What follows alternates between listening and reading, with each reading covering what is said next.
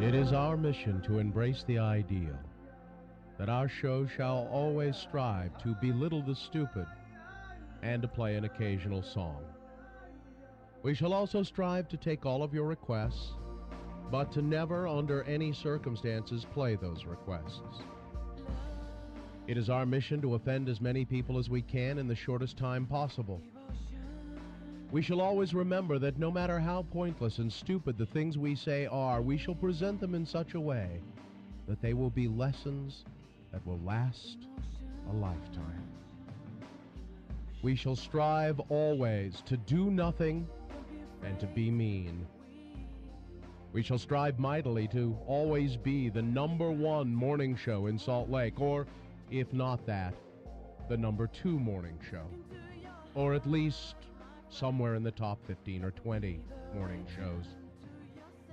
At least once a year, we shall go to someone's home, and we shall eat really good food, and we'll make you wish that you could be there to share it with us. And finally, it is our mission to always remind the listeners that we never lie, and we're always right. So let it be written, so let it be done.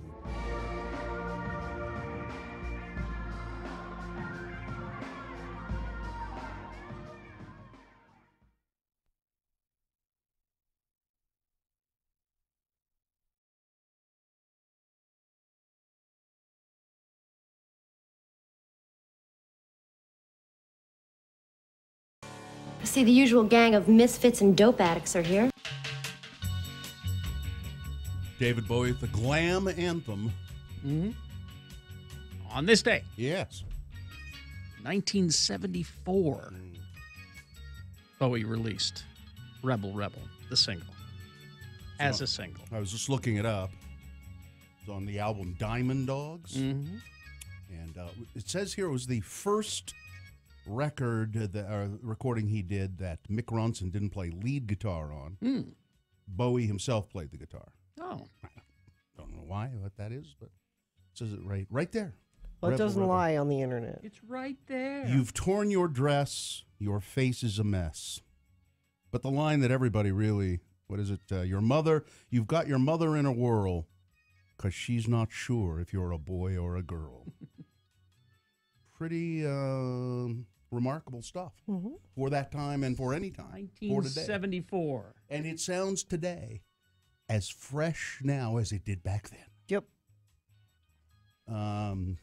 So I was late, really late today.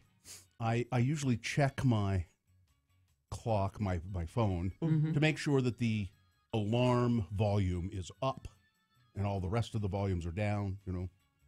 And there's a set one. So you don't get notifications and Yeah. every time you get an email. Yeah. And there's a one-touch setting that you can do that, but apparently I forgot and didn't do that, and I slept by more than an hour over. Really? I usually get up. You should be well rested. No, it makes you feel terrible when you do that. I mean, I got a lot more sleep, but you know, you're just like, oh my God, I don't have the time to do what I need to do, and I gotta this and that. You didn't poop, did you? I did. Oh, you can't stop that. Oh.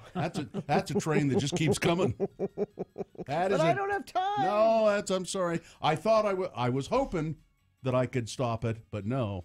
That's a train when it's coming down the track, it does not derail. It goes, it comes out of the tunnel and keeps on heading.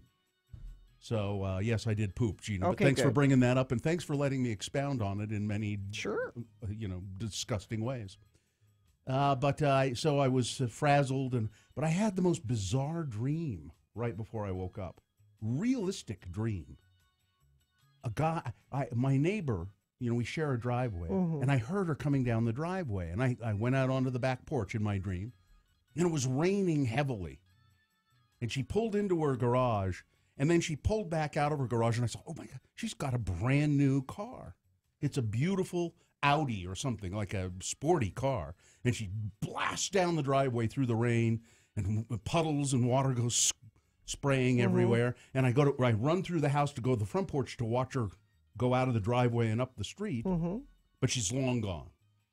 But coming up the street on a bicycle, some guy riding a bicycle, and there's a tree limb hanging down, and it hits him in the head, and he falls off of his bicycle, which has happened to me.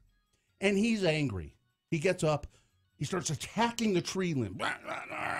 You know, he's so mad, and he pulls the tree limb down, and there's a car speeding up the street, and for some reason, he's so angry, he runs out into the middle of the street and sticks the tree branch into the wheels of the car, which is really stupid, you know, thinking he's going to derail the car somehow. No, it just throws him through the air, and he lands in the street.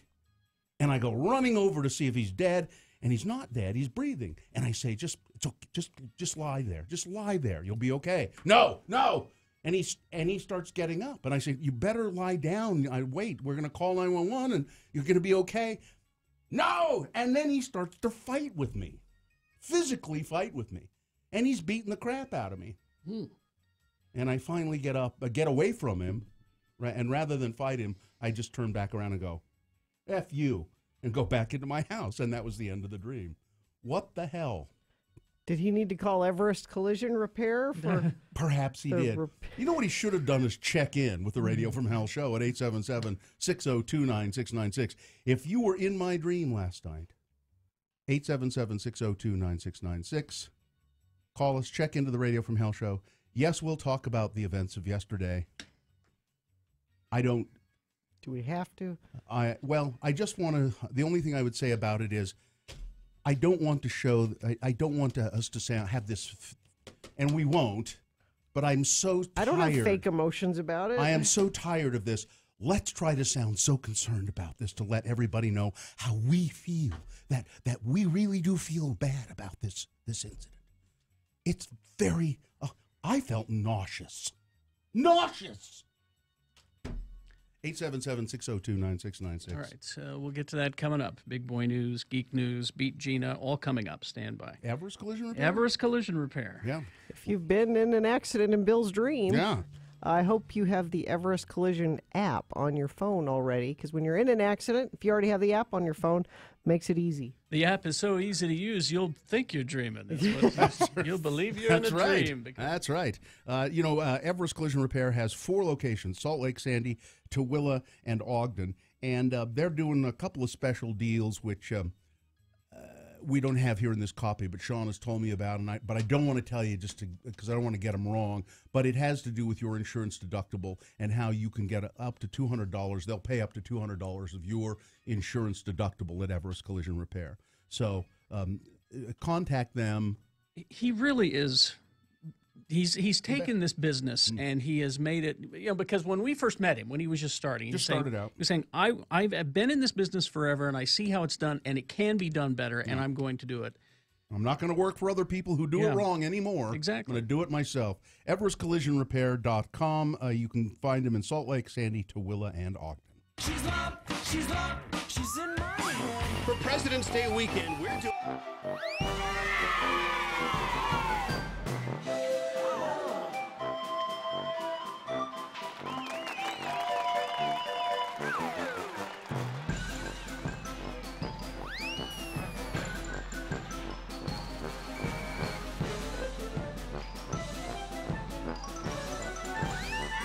So we flew all Nippon Airlines? Mm-hmm. And you're saying it wrong. I'm probably saying it wrong. And how was Nippon Airlines? You remember when you used to fly and you got a meal? Yeah. Maybe 2? Mm-hmm.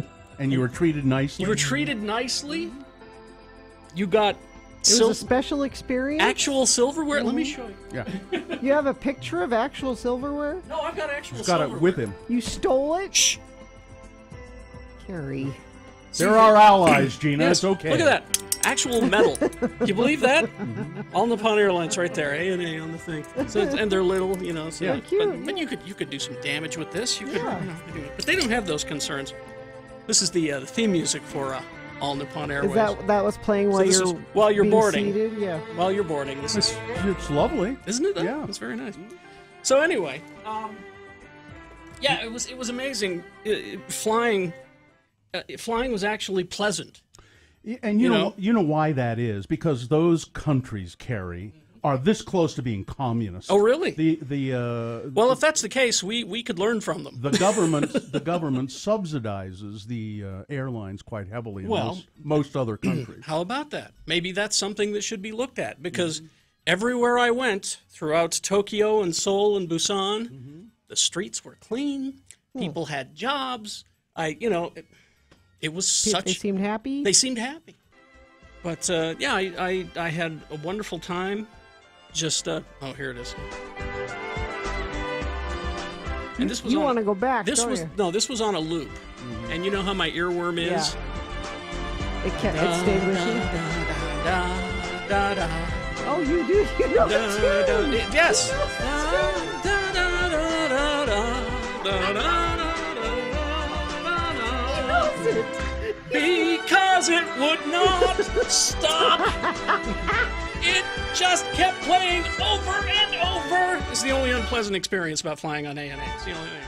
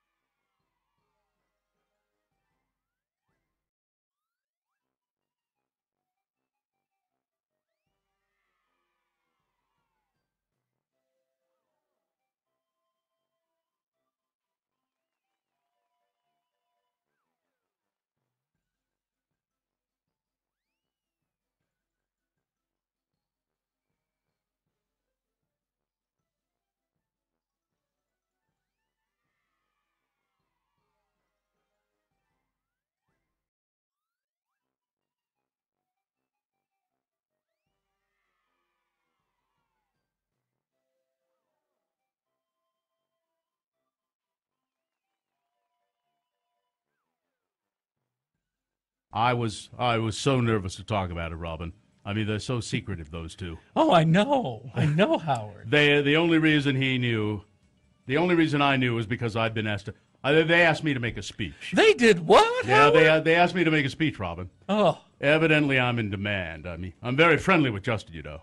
I mean, I like him very much. I like him. Well, I knew that you had his phone number. Well, I really like him. I even said in my speech to them that if one of my daughters brought home a guy like Justin, I'd be pretty pleased. I mean, except for the SE tattoos. He's got some hugging weird ones, but except for the fact that I gave him a journal to draw in, and he draws pictures of dead zombie babies with blood dripping out of their head on almost every page. I said those two things might disturb me, but aside from that, Robin. You said all these things at the wedding? No, I didn't say those in the speech. I was miserable at having to speak at the couple's reception. But you should have been honored, Howard. Well, I was just worried about it, but I had everybody laughing. Everybody was laughing. They had these little tiny chairs. There was a table, and then when you sit down, and the chairs are like these little poofs. These little pillow poofs. Oh, I love those kind of chairs. Yeah, I know you do, Robin. That's because you got a big ass. Oh, Howard. But I love your ass, Robin. It's a big wide ass, and I know you like those. Let's get back to the wedding now, all right, Howard, all not right. my ass. Well, I'm 6 foot hugging feet. I'm a grown man with a skinny ass, Robin. I got a skinny ass, not a big wide ass like your ass. Back to the wedding. All right. Did you at least toast the cup? No, this is going. I love the Howard Stern show, by the way.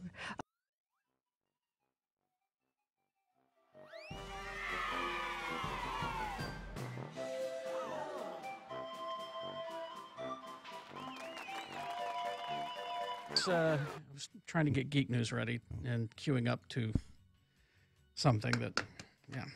I hit the snooze. I never hit the snooze. I hit the snooze. The snooze didn't do anything to you. He's a nice little thing that 877-602-9696. Time for you to check into the show and time for us to officially begin the program. Do you have a sponsor for that? I do. Get unlimited 1.5% cash back plus a $100 bonus with Power Cashback credit card from Security Service Federal Credit Union. Restrictions apply. Get details at ssfcu.org. The moon, our dear friend the moon, it is a new moon today. So it's really not around. I mean, it's there, but it's hiding. The moon is hiding. Secret. It is. The next moon rise will be today at 7:22 a.m., but you're not going to know. You won't see it. Nope. It's not going to be around.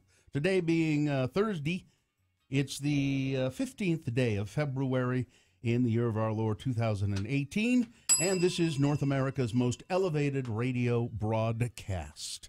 It's the Radio from Hell show starring the Lords of Morning Radio. It's Kerry Jackson, Bill Allred, and Gina Barberi. The senior executive producer of the Radio from Hell show is Richard Stedman. He's also lady-in-waiting. We call him Richie waiting for Kerry to die Stedman. Yep. It's the only way this is going to happen. Yep. And Dylan Allred is here producing a video for the show. You can see us live at x96.com/live. And Katie, for short, is here helping out. No one seems to want to check in. I don't blame you. I think everybody's feeling the same feelings. If you want to call, did we have a prize for it? No. 877-602-9696 is the number. You get to be on the radio. I was drinking this kombucha this morning, and I don't drink kombucha all that often anymore. That's not going to help anything. Well, it's good to settle your stomach a lot of times, and it's fine. It's just the original organic raw ginger kombucha, and this has never happened to me. I just took a sip of it, it's like I had a big mouthful of snot. Literally. That made me Now I know that is in here, but usually it just kind of goes by. You don't really sense it, but it was just like a big glob. I kind of went, what? Now, I find this interesting. Meg, the manager, who checks in a lot, says, what happened yesterday? We assume people are as close to paying attention to what's going on as we are, but there are people that don't know what happened yesterday. Most people do. It is a very few number, I would think, like Meg, who is, I think she works overnights in a hotel. She says specifically, I was watching Eric Clapton, Life in 12 Bars. We'll talk about it in the news, Meg. Meg, it was another school shooting. And it was a bad one, and we'll talk about it coming up. Trooper S. Yeah, I saw this. Just thought I'd let y'all know we're still out here watching and waiting. 63 DUI arrests last night in the greater Salt Lake area. Wow. Stop drinking and driving. Wow. Yeah. With Lyft and Uber? So people... I just don't understand 63. That. Anyway. So people are on the phone. It's Valentine's Day. We're out. That's right. Yeah. Jessica is here. Hello, Jessica. Checking in. Jessica, my darling. How are you this morning? I have nothing. Good. How are you? Well, okay. I have nothing to say, but I felt guilty that no one's calling in, so I had to call in. Well, don't feel guilty. No, you didn't do anything wrong. Yeah, but I appreciate the support. It's this. See, we do this to give the illusion that we actually have people listening to the show. But I am listening. Truth be told, there are very few of you out there. The number of people we do for check-ins every morning, that's about the number who listen to the show on a daily basis. If we had money, we should hire actors to call in. Yeah. Well, then no one would listen. I am free, so... Okay. Well, but we don't have money. Yeah. Are you an actress, Jessica? I'll go for free. Are you an actress? No. Jessica, never say you'll do anything for free. Just that's a good idea. Never say point. that. Well, especially if you're skilled at it. That's right. All right, Jessica, good morning to you. You too. Thank you. Thank you. All right, let's go to Radford. Hello, Radford. Hello again, Radio from Hell. Radford seems to make it through every morning. Radford is going to come down here. And did we get your information about tying balloon animals for us? Well, yes, you did. Well, good. I'm excited to have that happen in one of these first mornings. What are you doing this morning, Radford? Just heading home. And every morning when I turn you guys on, you guys are like my drug. I have to hear you in the morning or I just have a good day. Well, I hope we can live up to that. I don't know about today, but we'll try. All right. See ya. Getting a check-in from Tricia. It's my birthday, and thank you for playing David Bowie this morning. It's one of the best ways to start my birthday. Yes. Well, good. Let's go to Cindy. Oh, Cindy. Good morning. Cindy, you sound so bright and chipper. Oh, because I've been up for a while. What have you been doing? What have you been doing? Why are you up so early? Oh no, well, because I'm getting ready to play with middle schoolers all day. Oh, it's our friend Cindy, the librarian. Yes, it is, yeah. Or the book pusher, as I occasionally check in. So you go to school today, and you will be with a bunch of kids at a middle school. And how have the events of yesterday, which we'll talk about coming up in depth, How will those events affect your day? They will not, because we have spent time every year. We spend time going over different drills and everything, and I think we're pretty prepared as much as you can be physically for if something like this were to happen. You know, the odds are very remote that someone is going to come to your school and shoot it up. But actually, our resource officer says that it's not a matter of if, it is a matter nowadays of when. Well, that's cheery. But so do you? So I wonder. I'm far removed from that. Well, I mean, I have kids in school, but I'm far removed from being there every day, from being a student and or a teacher. Do you, or do the kids go to school with a certain amount of trepidation now? A certain amount of, it's just that feeling in the back of your mind that, yeesh, something could happen.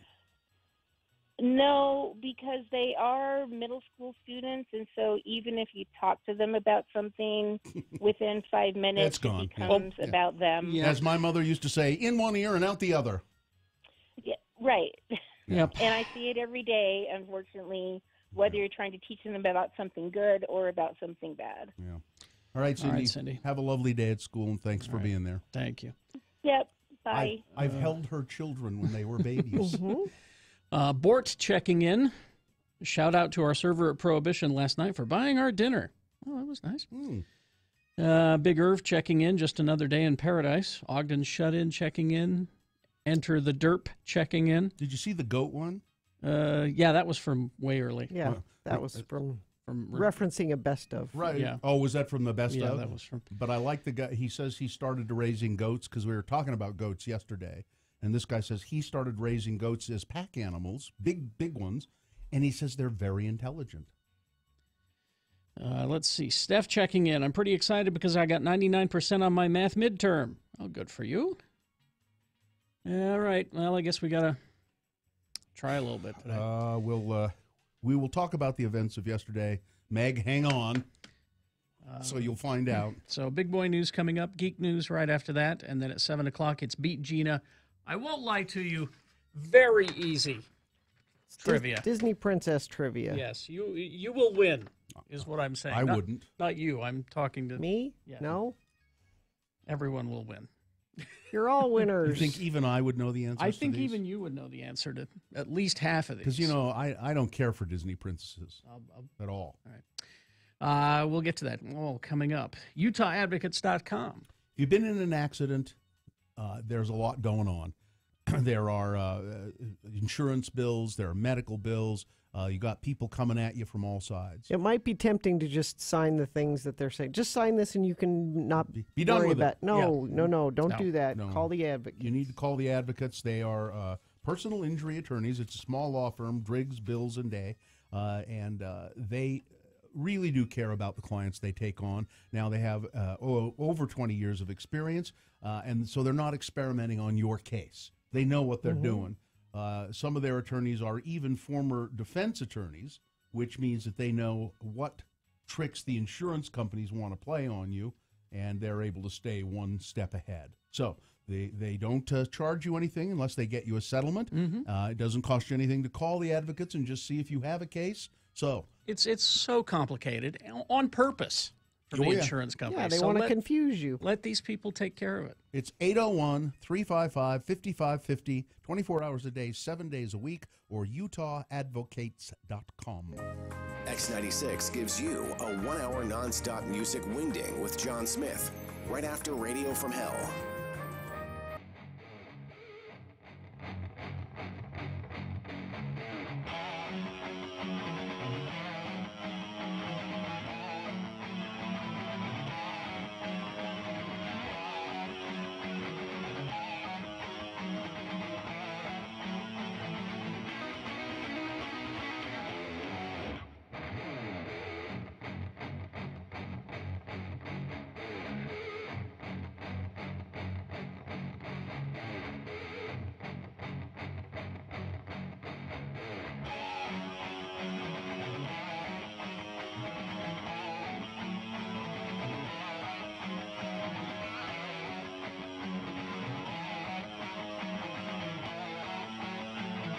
Here's what Kerry Jackson is doing when he's not on the air.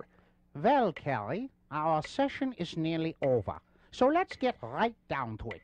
What would you say is your biggest problem? Oh, I'm just a little depressed. I don't know why. Well, perhaps it's something holding over from your childhood. Tell me about something of your memories from your youth. Well, one of the distinct memories I have is when my two older brothers were playing basketball in our room, and Peter went up for a layup into the garbage can. Greg didn't block it, and the ball bounced down into the living room and broke Mom's favorite vase. You know, I told him over and over, Mom always says, don't play ball in the house. Kerry, Kerry, yeah?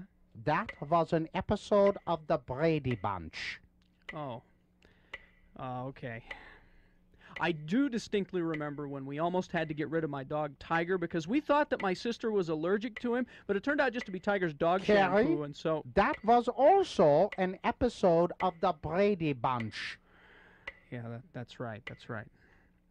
I do remember when some bullies at school were picking on my little sister because she had a lisp. Brady Bunch, Kerry. Brady Bunch. God, Doctor, you've been right all this time.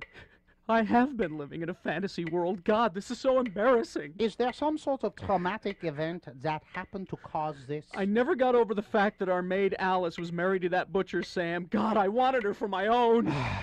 Excuse me for just a moment, please. Mrs. Greenlee, could you please send in Mr. Chunga to collect his friend? Kerry's session is now over. Here's what Bill Allreddy's doing when he's not on the air. God, Kerry, you must have had a rough session in there. Yeah. It's good to get out into the air and walk around, though. Gee, just when I think I have it rough, look at that poor bum in that dumpster across the street. Yeah, I see that guy over there all the time. I think he sleeps in the dumpster. He looks kind of familiar, but I just can't place him. Oh, boy, looks like Kerry and Chunga across the street. Thank God they didn't spot me. Oh, man, there is some really cool stuff in here today. Wow, a tuna can. Oh, cool. I think there's some tuna in it.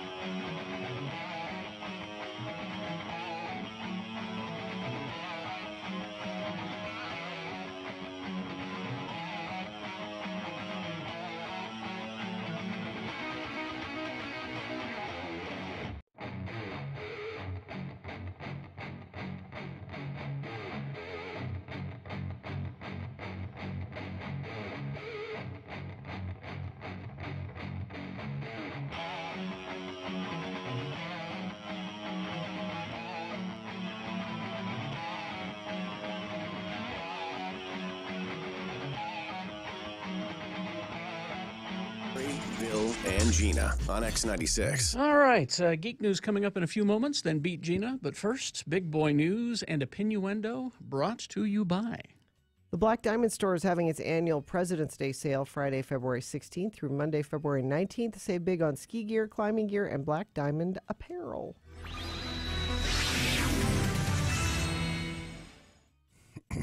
So, Nicholas Cruz, his family such as it is. I believe I heard that his father died and his mother's been long gone. His mother died recently. So he's lives with some sort of foster family or a family that has an attorney already. And the attorney says he bought that gun legally. That, I believe they're saying it was an AR-15, right? Mm-hmm. He bought it legally, and there's not been one sign of any trouble with him. No, he has never. Well, that's what the attorney says. Yeah, but that's bullshit. Yeah, that's not what anybody else is. Anybody he was banned from school because first of all they said you make so many dangerous comments and threats and bizarre that you can't bring a backpack to school anymore. You can't bring it in because we're afraid of what you might. I don't know why they even were letting him in with that. Yeah, but they did. This is in Parkland, Florida. A really, apparently, kind of nice, a very safe, nice place in Florida.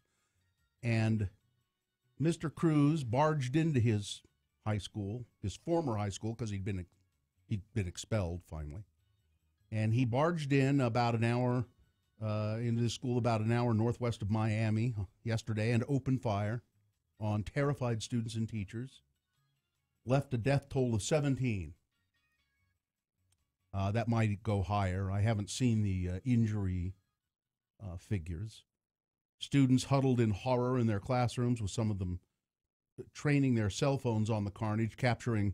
There's all kinds of little videos and things that capture, which I don't think anybody should be showing, but they are. Some news outlets are showing them. Some news outlets are playing audio. Which is disgusting. Which I don't think you should be doing that either. Isn't it descriptive enough to hear me say, sprawled bodies, screams, gunfire, panic. The dead included students and adults, some of whom were shot outside of the school, some of whom were shot inside of the school. He was apparently shooting through the walls of the school. Yep.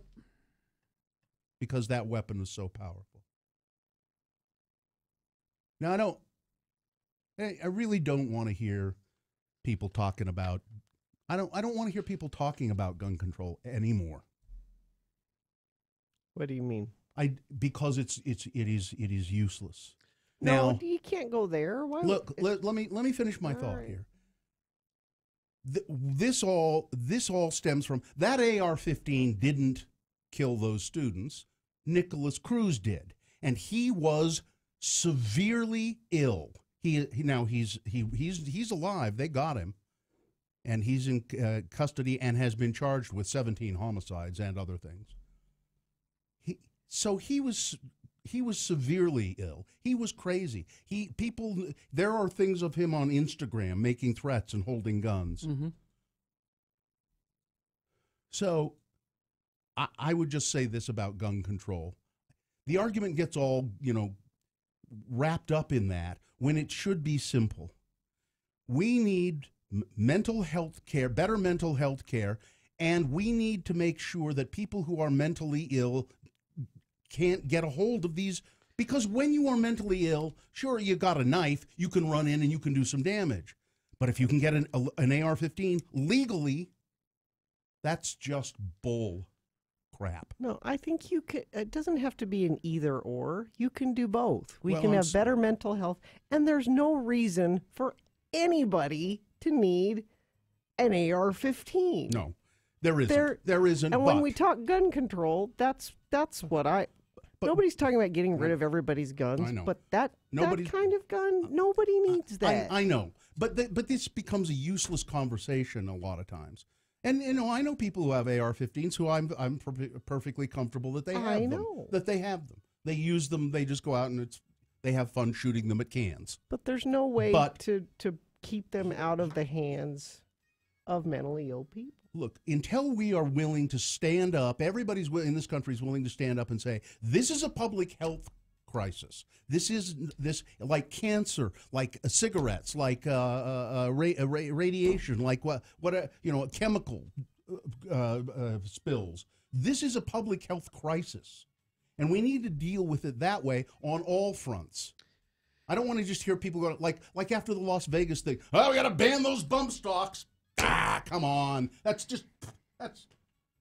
and they didn't, but it's just ridiculous. Just a couple of things. Yeah, we can walk and chew gum at the same time. We can talk both. But if we had $1,000 for every time a politician or right-wing pundit said, this is not about guns, it's about mental health, we would have a pretty good mental health policy to help people.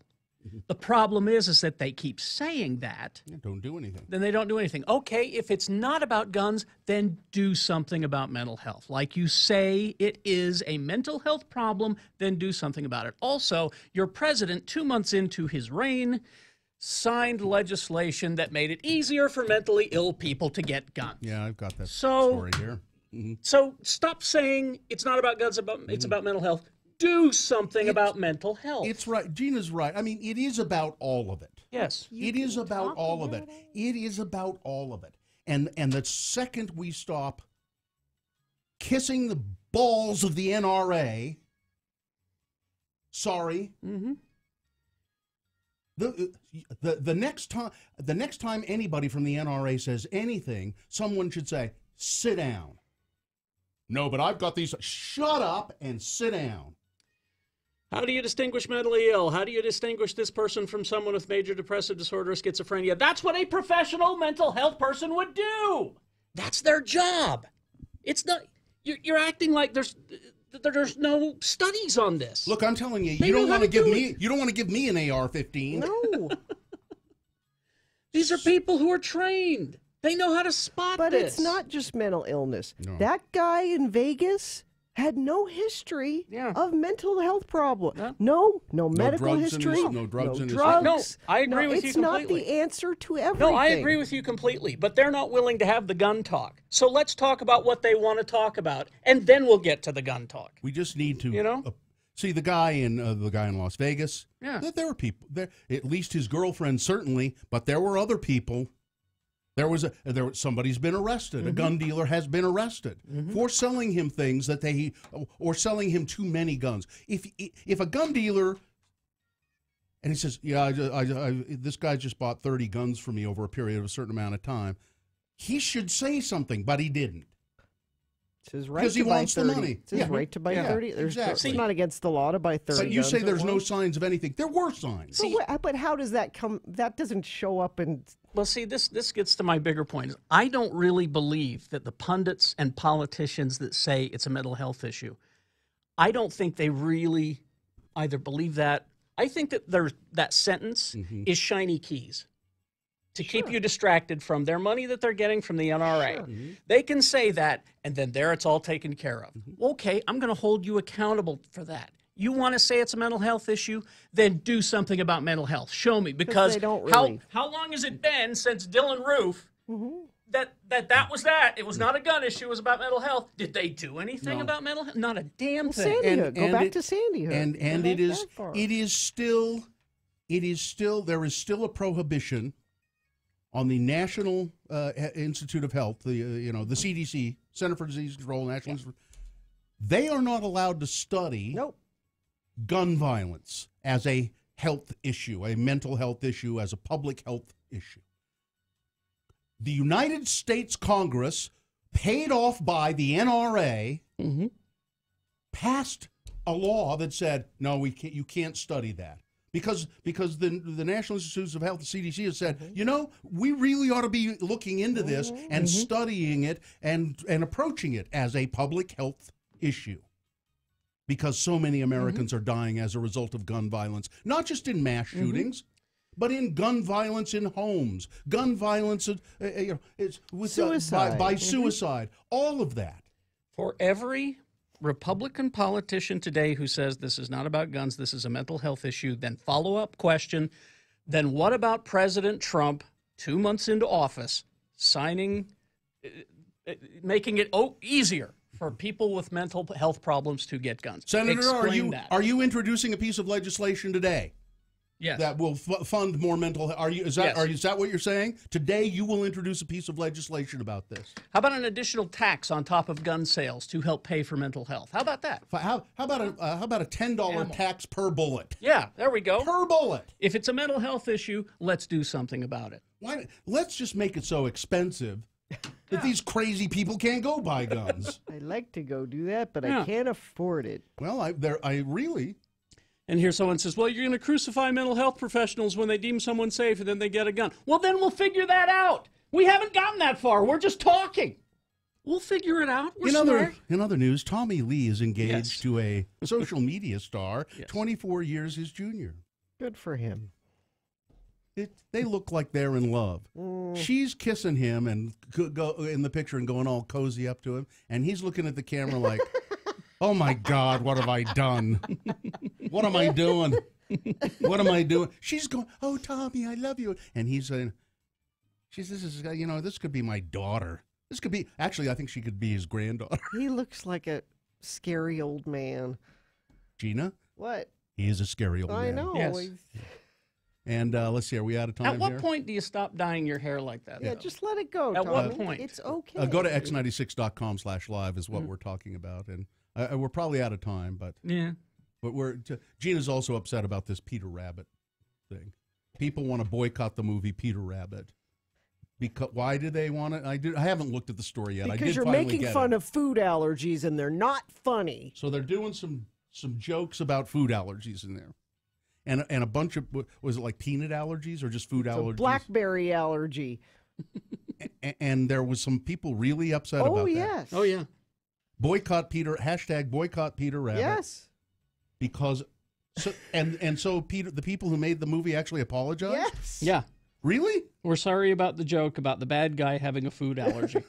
What? We've demonized people with food allergies. The bad guy farmer has the food allergy, and so the rabbits threw, what was it, blackberries? Into his mouth, and he swole up. And well, it's very dangerous and anxiety-provoking. Yeah. Said so. This should not be made light of, said someone. You know what? Why don't you sit down and shut up as well? Why don't you direct your anti-food allergy campaign toward solving other problems in this country? All right. Sports, weather, traffic. Brought to you by National Auto Plaza. Who builds the best trucks? National Auto Plaza does. Lifted accessories you haven't even thought of yet, all to take your next adventure to a whole new level. I love Donovan Mitchell. He's adorable, for one thing. He is a charming, I've just seen him briefly. He's a Utah Jazz player. Really good player, as it turns out. Well, he's the first rookie in NBA history to lead his team in scoring during a win streak of at least 11 games. And then I've just seen brief flashes of him being interviewed and stuff. He has this really charming smile, and he seems so sincere and He's a sweet. nice guy, good guy. Pretty impressive. And incredible to watch. And last night, he took a Sharpie and wrote on his shoes, end gun violence. Oh. I guess his mom's a school teacher. Yeah. And he said this is... It's close to home. It's close to home for him. And I saw the picture of him writing the end gun violence on his shoes, and he has excellent penmanship. Well, and they can get in trouble for doing that. Yeah. They can get fined. I haven't heard yet if... I hope they don't, but I don't think so. But good for him for doing that. We're going to talk to Amy Donaldson a little bit later on about the Olympics and what happened there yesterday. And your weather brought to you in part by climate change. It's a little more February-like. There's a skiff of snow, not much. A little bit of flurry possible this morning. 44 for a high. And let's see if we have any traffic we need to tell you about. I know Parley's, it was snowy up over Parley's, and the plows were out up there. Now, when I came in, there was just starting to be a little bit of like ice crystally snow downtown. Just a little bit. Crash off-ramp eastbound I-80 at Redwood Road in Salt Lake. The left lane is blocked there. Crash northbound I-15 at milepost 328. This is in Kaysville. That is also off to the right shoulder. And if you see something and it's safe for you to text, send it in to us, please, 33986. Right. What? Ed Brass texted me. He did? Senator Nelson from Florida said there was a bill in the Florida legislature to relieve medical practitioners from reporting bullet wounds to the police. What? You don't have to report it to the police anymore. You're kidding. I don't know. That's crazy. You know, if somebody comes in with a gunshot wound, don't worry about it. You know, all over the country, you have to report that to the cops. Yes. But Senator Nelson, no, we're going to. That's crazy. Geek News on the Radio, Carrie? Please. Brought to you by Cabin Fever. Love is in the air at Cabin Fever, located in the heart of Trolley Square, 5th South, 7th East. Cabin Fever, so much more than a card store. So much more. Yes. You got candy. You guys confuse me. 1 minute you're social justice warriors about guns, and then the opposite direction criticizes social justice warriors about the banning of a movie. Huh? Yeah, because we are independently thinking. Well, and I don't think that I think there's a big difference between being a social justice warrior about BlackBerry allergies and gun violence. See, we're able to look at things, you know? All right, sorry. Yes, you need something to take your mind off of all of this. Please. Might I tune you to the internet for several things? We got an Incredibles 2 trailer. The villain is the Underminer. But, yeah, what was the best Fantastic Four movie? The Incredibles. Yeah. Oh, yeah. And so we're getting a second one, and we're happy about that. Is the fashion designer a lady in it? Yes, again? she is. What's her name? Edna something. About hero stuff. Help me bring supers back into the sunlight. We need Elastigirl. Bye, sweetie. So in this one, it looks like Mr. I forgot their names already. Yeah. Mr. Incredible. Mr. Incredible. Yeah. They are the Incredibles, yes. actually. Mr. Incredible is asked to stay home to raise the kids, while Mom, Elastigirl, goes out and be's a superhero. So there you go. Anyway, it's an entertaining little watch, and it's good to see The Incredibles back. Another one for you. Why did it take so long? Does anybody know? Because Brad Bird said, I'm not going to do a sequel until I have a story. Not going to do it just to do it. Not going to do it just to make some money, because they could have. Is that Craig T. Nelson? Yep. Incredible?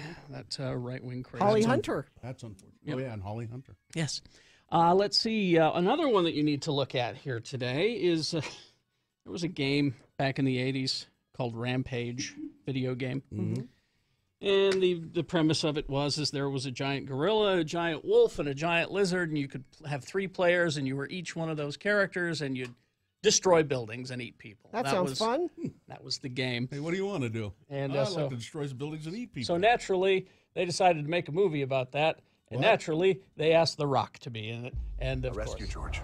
He was 2 years old. He's not just a friend. He's family.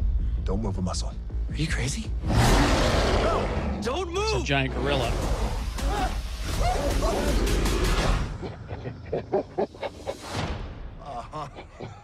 Okay. Very funny. You and I laughing at your joke. New guy, he no laugh. He cry. See, The Rock has a relationship with this gorilla. What? And they're friends, and they can talk. Okay. So it's animated? The gorilla is. It's a live-action movie. Okay. But something happens to George, the gorilla, and a couple of other animals. Considerably bigger. Science. No, he's definitely. They get big. Someone And so you've got That's trouble. You've got 3 giant creatures running through the city, and So is that why The Rock was standing on top of the tallest building? No, it's in- a different movie. Different movie? No, Okay. all movies from now on, I think, feature Dwayne Johnson. Okay. Here's something fun that you can look at and kind of get excited about. Michael Fassbender has been cast in David Sandberg's action comedy Kung Fury. Now, Kung Fury was a short film. And go on YouTube and just search Kung Fury, and you'll see it there. It was a short film, and he crowdfunded this movie from that short film.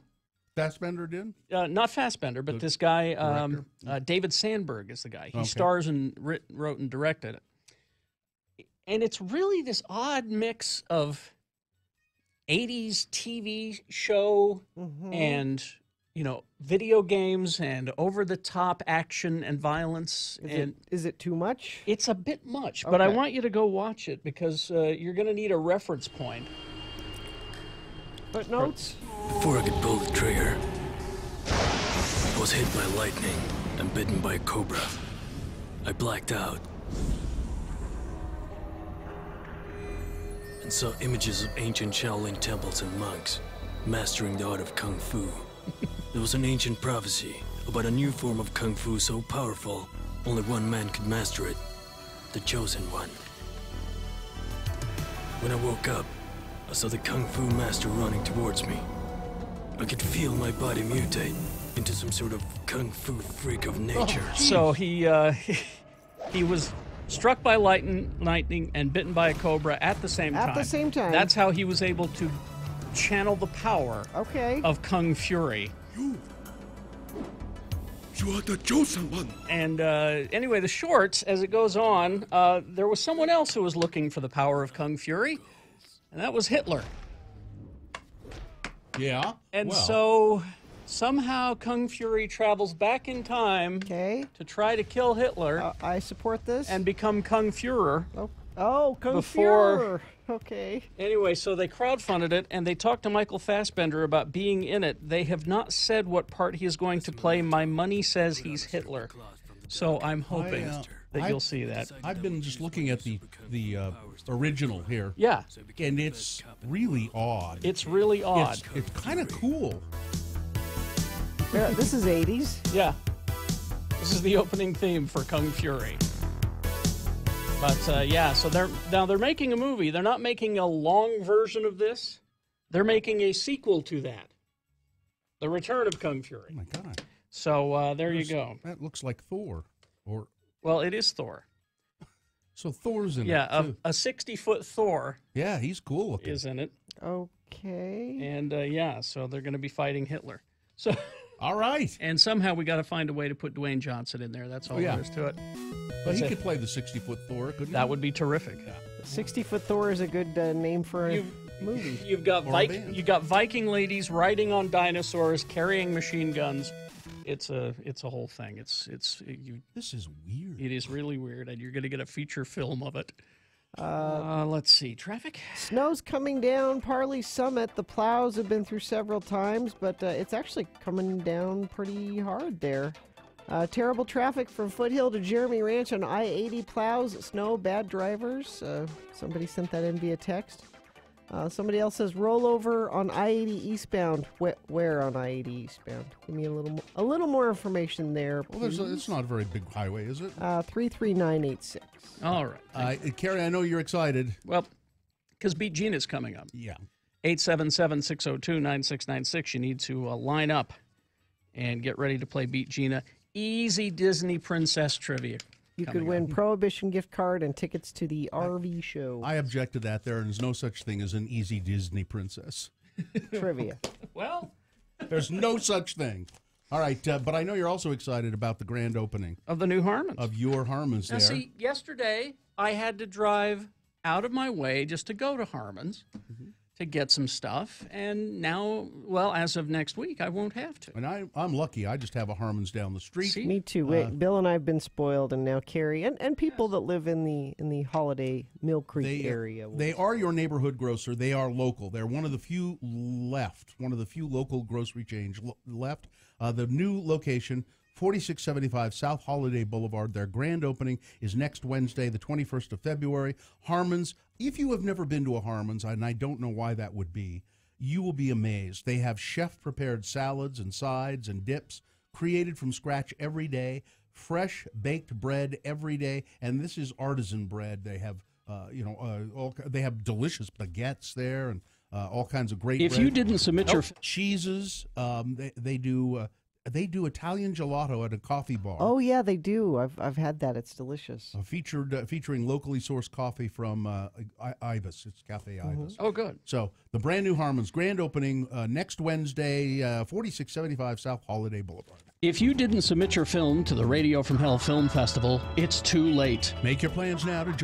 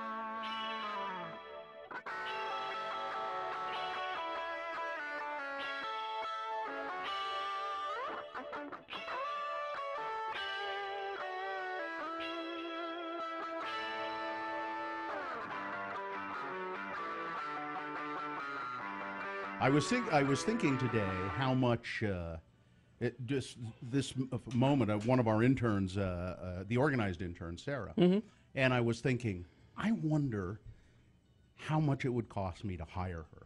For what? As my personal assistant. Here we go. What? You need a personal assistant. Sure, I'd love one. I would love one. I think a personal assistant would do a lot of good things for me. Like what? Do you have dry cleaning that needs picking up? Yes. You have a hard time getting around to picking up your dry cleaning? Sometimes. As a matter of fact, I do. I have any number of organizing things that need to be done all the time. It would be very nice to have somebody to post a bunch of social media stuff for me. At my direction, but actually do the work of it. It would be very nice to have somebody I could call up and say, I don't have time to go to the grocery store. I'm forwarding you my list. Please send it. Please do it. See, she's not. You know what I mean. There's any number of things. You want to go to the store for Bill? And she would love to. She would love to do it. She's nodding right now. But A, I don't know as I could really afford her, and B, I like her, and so I'm not sure that I want her to be on the receiving end of me saying, "What do you mean you didn't?" Yeah, things like that. You would end up yelling at her. Well, just we have to break here. But speaking as someone who has an assistant, What do you need an assistant for? Here we go. I feel bad having her do things. That's what I'm saying. And so I'm not utilizing her enough. You pay her? I do. Then don't feel bad. That unless she's the sort of person who goes, okay, I'll get right on that, Mr. Jackson. Yes, if it's that sort of thing, then I need a different assistant. So see, Sarah would go, that's right. Right, Chief. As a matter of fact, I would insist. I'm paying you. Say right, Chief, after everything I say. What I need is a personal assistant that I don't like. Yeah, that's what I need. How do you find that? That's the problem I think I would run into. I like Sarah because my assistant Nicole, I like her. Yeah. I like Sarah. There's no way that I could put her to work as I need. It just anyway. I could. I just wouldn't want to yell at her. Yeah, And you would. Maybe. Eventually. Maybe. All right, let's get this over Chief. with. That's what Sarah, would you mind when you're here just saying right, Chief, when I ask you to do stuff? Just for fun?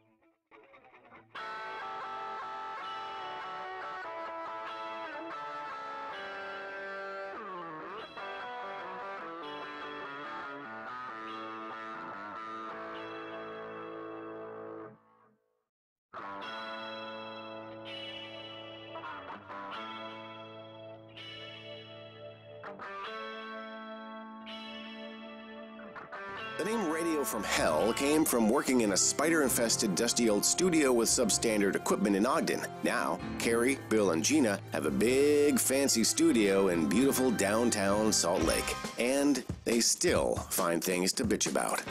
X96. Sponsored? Yeah, this is where you say... that's right. You know, we should just stop doing this. You should just say, We should hey, just- instead of saying sponsored, all you have to do is say, it's time for Beat Gina. Or I could do it. I mean, I can say, hey, it's time for Beat Gina. All right. And tell them what they'll win, Bill. Oh. We spent so much time explaining this, we don't have time for the call. Prohibition gift card is what they'll win if you beat Gina. Looking to cut a rug on the weekend? Prohibition has dancing, live entertainment, DJs, burlesque, and, well, you heard right, burlesque. For full events calendar, reservations, and more, go to prohibitionutah.com. All right, it's Beat Gina, the game that everybody wants to play. It's easy Disney princess trivia today. All right, and we got this is how we pick contestants, because if you beat Gina, you'll get that prize, but if she beats you, then you've got to give her a prize. It just seems fair. So here's how we pick our contestants. Gina, line 1 is offering you Opal Essence toothpaste and a bottle of 19 Crimes. I guess that's that wine. That's that wine, that yeah. you talked about. Oh, yeah. And that toothpaste is really good toothpaste. Is that good too? Yeah. Line 2 is offering you a lame joke. Line 3 is offering Is you... it John Smith online? Line 3 is offering you a package of Landjaeger sausage and wine. That is good sausage.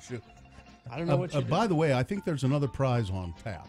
We only mentioned Prohibition, right? Yes, you can also get Utah Sportsman's Vacation and RV Show tickets. It's returning to the Mountain America Expo Center, formerly the Southtown Expo Center, February 15th through the 18th. You can go to UtahRVShow.com. So what prize do you want, Gina? Lame joke! Okay. Really? You know, All I right. never got my bottle of wild turkey, by the way. You didn't? When I won last week. All right, let's see. Then that means you're going to be playing against Colette. Hello, Colette. Woohoo! All right, Colette. I'm so excited. Here's how we play the game. It's the advantage if you go first. So I'm going to throw the coin toss app at you. Heads or tails? You decide. Tails. Tails. All right, let's see what we got here. It is heads. I'm sorry. Gina goes first. I can taste that lame joke already. No, Colette, I'm terribly sorry. Colette, this is Gina's question. If she gets it wrong, you get a chance to steal the point away. And same with her. You get a chance to steal the points if Colette gets it wrong. First person to 3 points wins. Here we go. Gina? Which Disney princess is the only Disney princess to have their own star on the Hollywood Walk of Fame? Is it A, Cinderella, B, Ariel, C, Snow White, or D, Merida? Merida? Yeah, she's in Brave. Okay. I'm gonna say OG. I'm gonna go Snow White. That is correct. I told you it was easy trivia. I didn't know, but that would have been my guess as well. Yes. All right. Let's see. Okay, Colette, here's your question. Colette controls the question. Which of these Disney princesses is the youngest of the Disney princesses? She is just 14 years old. Now, there are some who lie about their age, though. You know that. Well, is it A, Snow White, B, Ariel, C, Aurora, or D, Belle? I believe it's B, Ariel. Is incorrect, Gina. Oh, Gina. What are they again? Snow White, Aurora, or Belle? Snow White. That is correct. Gina takes a commanding lead, 2-0. Colette's only had the opportunity to say rats. And I've said Snow White twice. Yeah. All right. And now Gina controls the question and a chance to win the game. All right, Gina. Which princess has a visible tattoo? Is it A, Mulan, B, Tiana, C, Pocahontas, or D, Snow White? You want to go for the trifecta? No, because I don't think it's Snow White. Mulan? That is incorrect. Incorrect. Colette. Colette, a chance to climb back into the game. Is it Pocahontas? That is Pocahontas. Oh. Visible tattoo. All right, Colette, you control the question. You now have a chance. You see how fortune can turn? You have a chance to tie the game. All right. Colette, what is the name of Jasmine's tiger? Oh, come on. Is it A, Claw, B, Raja, C, Shere Khan, or D, Tiger? B. It is project. Very good. That's right. You tie the game, Colette. Now Gina controls the question. Snow White. She has a chance to win. I'm looking to see if there's any more Snow White questions, but there is not. Gina, Tiana was the first princess to what? I don't even know who that is. This is from which one is she? From the Louisiana. From the frog. Frog. Yeah. I actually saw that. Princess and the Frog. Is that what it's called? Yeah. Yeah. All right. Tiana was the first princess to what? A, be left-handed. B, have a job. C, wear pants. Or D, sing. Have a job. That is correct. Gina wins the game. Wow. Colette, you did well, though, trying to climb back in. So we need to hear the lame joke. What is it? What is the difference between a dirty bus stop and a crab with implants? Now, wait. Can we do this on the radio? Yes. Okay, what's the difference between a dirty bus stop and a crab And a crab with implants. with implants? We don't know. One is a crusty bus station, and the other is a busty crust station. Oh. Yay. I got a groan. It was really a lame one. Oh, man. No, I like it. That hurt. I like it. Geez. I liked geez, it. one of my teeth just fell out. I liked it so much, we're going to give you the Prohibition gift card and the tickets to the RV show. Well, there you go. How All right, about that, Colette? Oh, you guys are amazing. All right. Hang on. I'm going to put you on hold. I just and want to we'll get know your information. who took the time in their mind to figure that out. A crusty bus station or- and a busty crust station. Or did it just pop into that person's mind when they thought of that? I don't know. All right. Thank you very much. Gina, do you have some traffic for us? Yeah, we've got some snow we're dealing with. At least some people anyway. If Parley's is part of your commute, it's get quite a bit up there. The plows are out, but it's making for slippery conditions up Parley's. Crash at the off-ramp eastbound I-80 at Redwood Road. The left lane is blocked there. Crash northbound I-15 at milepost 328 in Kaysville. And a couple people saying there's that rollover Redwood Road exit from I-80 east. Snowing pretty good 35th south and Bangor. Another friend of the program says they sent that in via text 33986. We have news coming up and boners round one. In the news, again, we will talk a little bit more about the school shooting yesterday, but also local news. We'll talk about a popular Utah author has been accused of sexual improprieties. Really? Yeah, we'll talk about that. I didn't hear about that. And your boner candidates coming up. Are? Come on, a bump for a bump. That's fair. Boner candidate number 2, if you escape, don't hide in the swamp. And boner candidate number 3, Dumb and Dumber. All right. Thank you very much. We'll get to that coming up. After these, Big Boy News Opinioendo in round one. People think of the content as just over the airwaves, but we do so much more now. We're producing videos daily that we need scripts for. We produce concerts on a weekly basis that we need day logs for. If it wasn't for the help of the people at Valley Office System, our job would be near impossible to do. One of the things I love about Valley Office Systems is they're a joy to work with. Honestly, we are a 24-hour business. We rarely have an issue, but when we do, we let them know, and they're out here just as quickly as possible. Honestly, their service is set.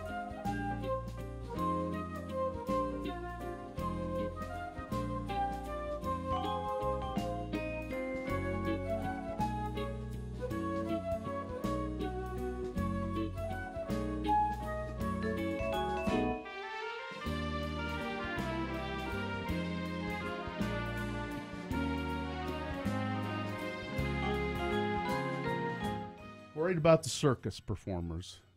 What are they going to do? Maybe they'll all be DJs in LA. I heard the Feld Entertainment family say, we're closing down the circus, 146 years, and we have 400 employees, and we are going to do our best to find jobs for them. And then they went on to say, there is some difficulty finding jobs for people who have been living on a train most of their lives, like their families, like a that do train. it. Yeah. A train that travels around the country. Yeah. They live on a train. They're circus performers. This is the life they know. there's going to be some difficulty of job placement for them. So I don't know. I think maybe we should start some sort of program.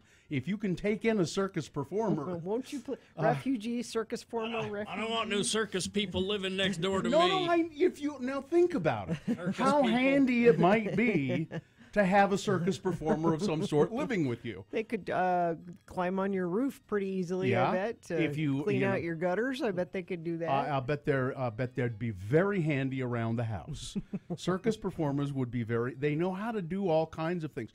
They would know how to go next door and scam your neighbors out of stuff. I don't trust them. Yeah, they would know how to. I mean, if there are any, for instance, if you have neighborhood chickens, I'll bet they can steal chickens.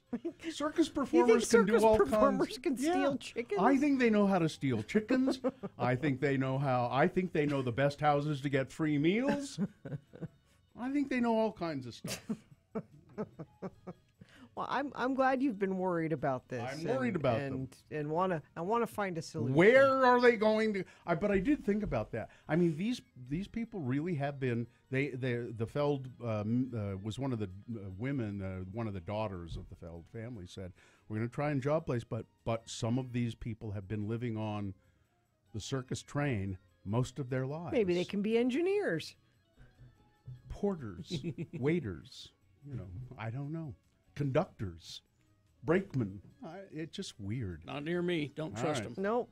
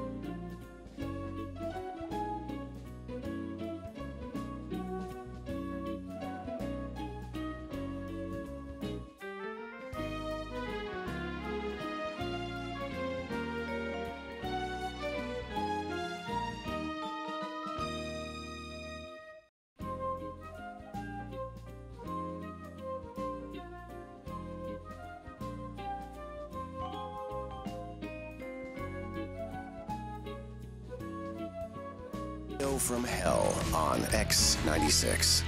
All right, 7:20 right now. Time for round one of your boner voting.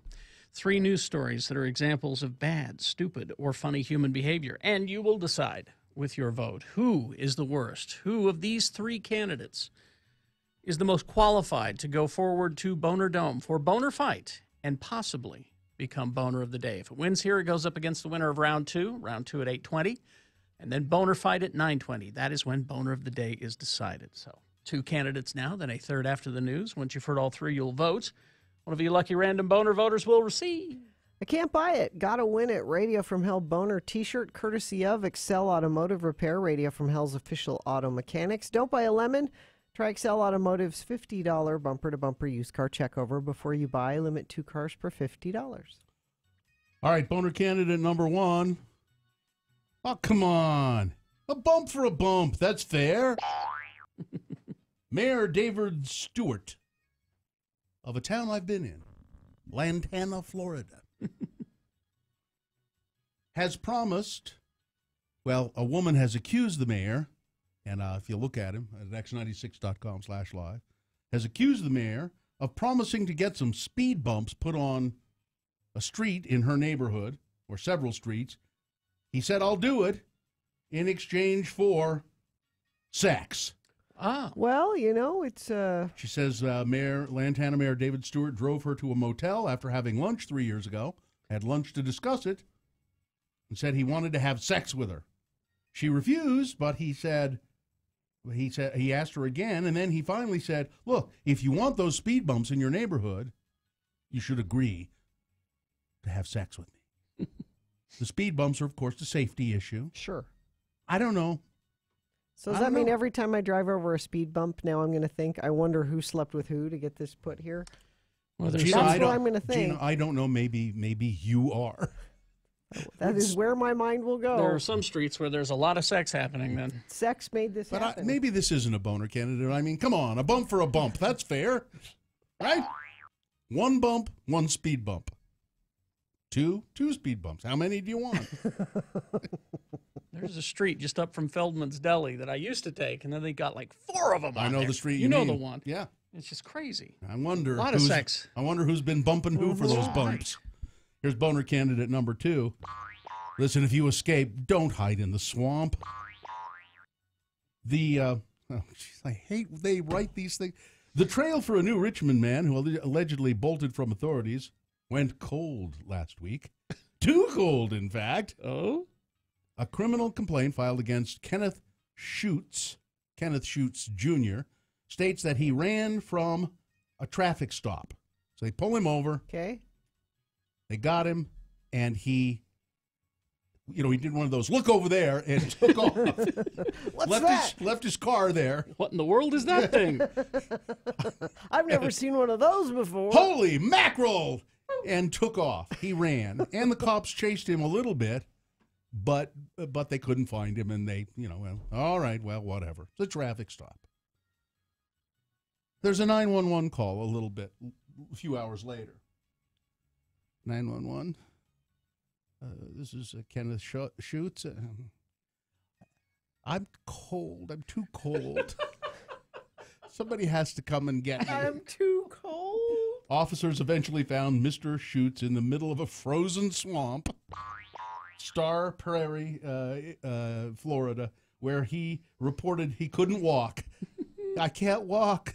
The temperatures are below 0, and I'm too cold. Come and get me. The effort required fire and rescue assistance to remove Mr. Schutz from the area, described as being surrounded by steep terrain and dense woods. Mr. Schutz was later charged in St. Croix County Circuit Court with 3 misdemeanors stemming from the incident: failure to obey an officer, marijuana possession, and obstructing an officer. This took place in, I think I said Florida. It wasn't Florida. It was somewhere other than that. Anyway, boner candidate number 2. If you escape, don't hide in the swamp. 911, I'm cold. That's the first thing he said. 911, what's your emergency? I'm cold. I'm cold. Coming up, Dumb and Dumber. I will describe it to you, but it would be helpful if you saw the video that I'm sure we have of this incident coming up in Boner Candidate number 3. All right, it's x96.com/live if you want to get there now. And you can watch Big Boy News and Opinioendo, brought to you by. We have a problem. Our air makes us sick, takes away from our state's natural beauty, and it's depressing. Join X96 and Broadway Media tomorrow, 9 a.m. for an hour-long discussion about the air we breathe. Brought to you by commercial-free Rocky Mountain Power. Learn how you can help turn things around by being an air hero. That's tomorrow. I'll be emceeing it, and it'll be right here. All right. You get a break for an hour. I have to be here. Well, you have to be here. I have to be here. So, a story for you, Gina, and then we'll get into the stuff. I don't know if I want a story today. Well, this is okay. This is good. All right. In Peru, a prisoner. There's going to be a made-for-TV movie in Peru about this, I'm sure. Okay. A Peruvian. Do they do made-for-TV movies in Peru? Of course they do. Okay, I don't know. A prisoner in Peru left guards seeing double after he allegedly drugged his twin brother and left him in his jail cell. Cool. Alexander Delgado was serving a 16-year sentence for child sex abuse and robbery in a correctional center in Peru. Yes, Gina, they have correctional centers in Peru. I knew that. When he allegedly concocted a scheme to swap places with his twin brother, Giancarlo. During a visit from his twin. I don't think Giancarlo he was not down with this plan, but he didn't know about it. Well, yeah, because he got stuck in... So Giancarlo goes to visit, and the inmate reportedly had gotten a hold of some illicit drugs in jail, and he drugged his brother, changed into his clothes, and then strolled out of the prison like it was nothing. They're left alone long enough to do that? The switch was only later confirmed when the jail took his brother's fingerprints. Because I'm thinking Giancarlo is going, what? No, I'm not. I'm the other guy. He drugged me. I'm not Alexander. Alexander drugged me and left. Right, Alexander, sure. Check my fingerprints. Delgado remained on the lam for 13 months until he was arrested Monday in Callao. He reportedly told authorities that he planned the jailbreak because he was desperate to get home and see his mother. Well, okay. It's good, desperate to... Yes, Gina, they have mothers in Peru. Okay. Right. Mothers and made-for-TV movies. And correctional facilities. The Florida shooting suspect. I call him a suspect because that's what you're supposed to do legally. The guy who opened fire at the Marjorie Stoneman Douglas High School in Parkland, Florida. He has been now charged with 17 counts of murder.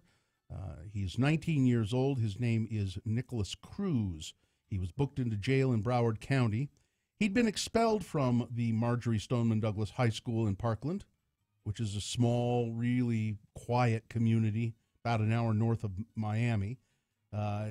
It's now the site of one of the deadliest shootings, school shootings in history, adding to the growing list of school shootings that we have. I was reading through the list, and there are some there that went, oh, yeah, I forgot about that one. Oh, yeah, and that one. Yeah. Oh, and that one. It's become catastrophic.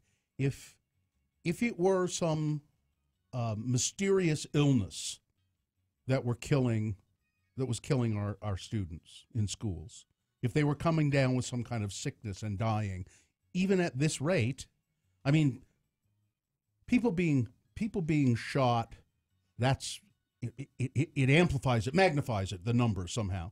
But just even if, I mean, how many has it been since Sandy Hook? 50 kids or something at Sandy Hook. Another 12 here, another 13 here, another 5 here, another 6 here.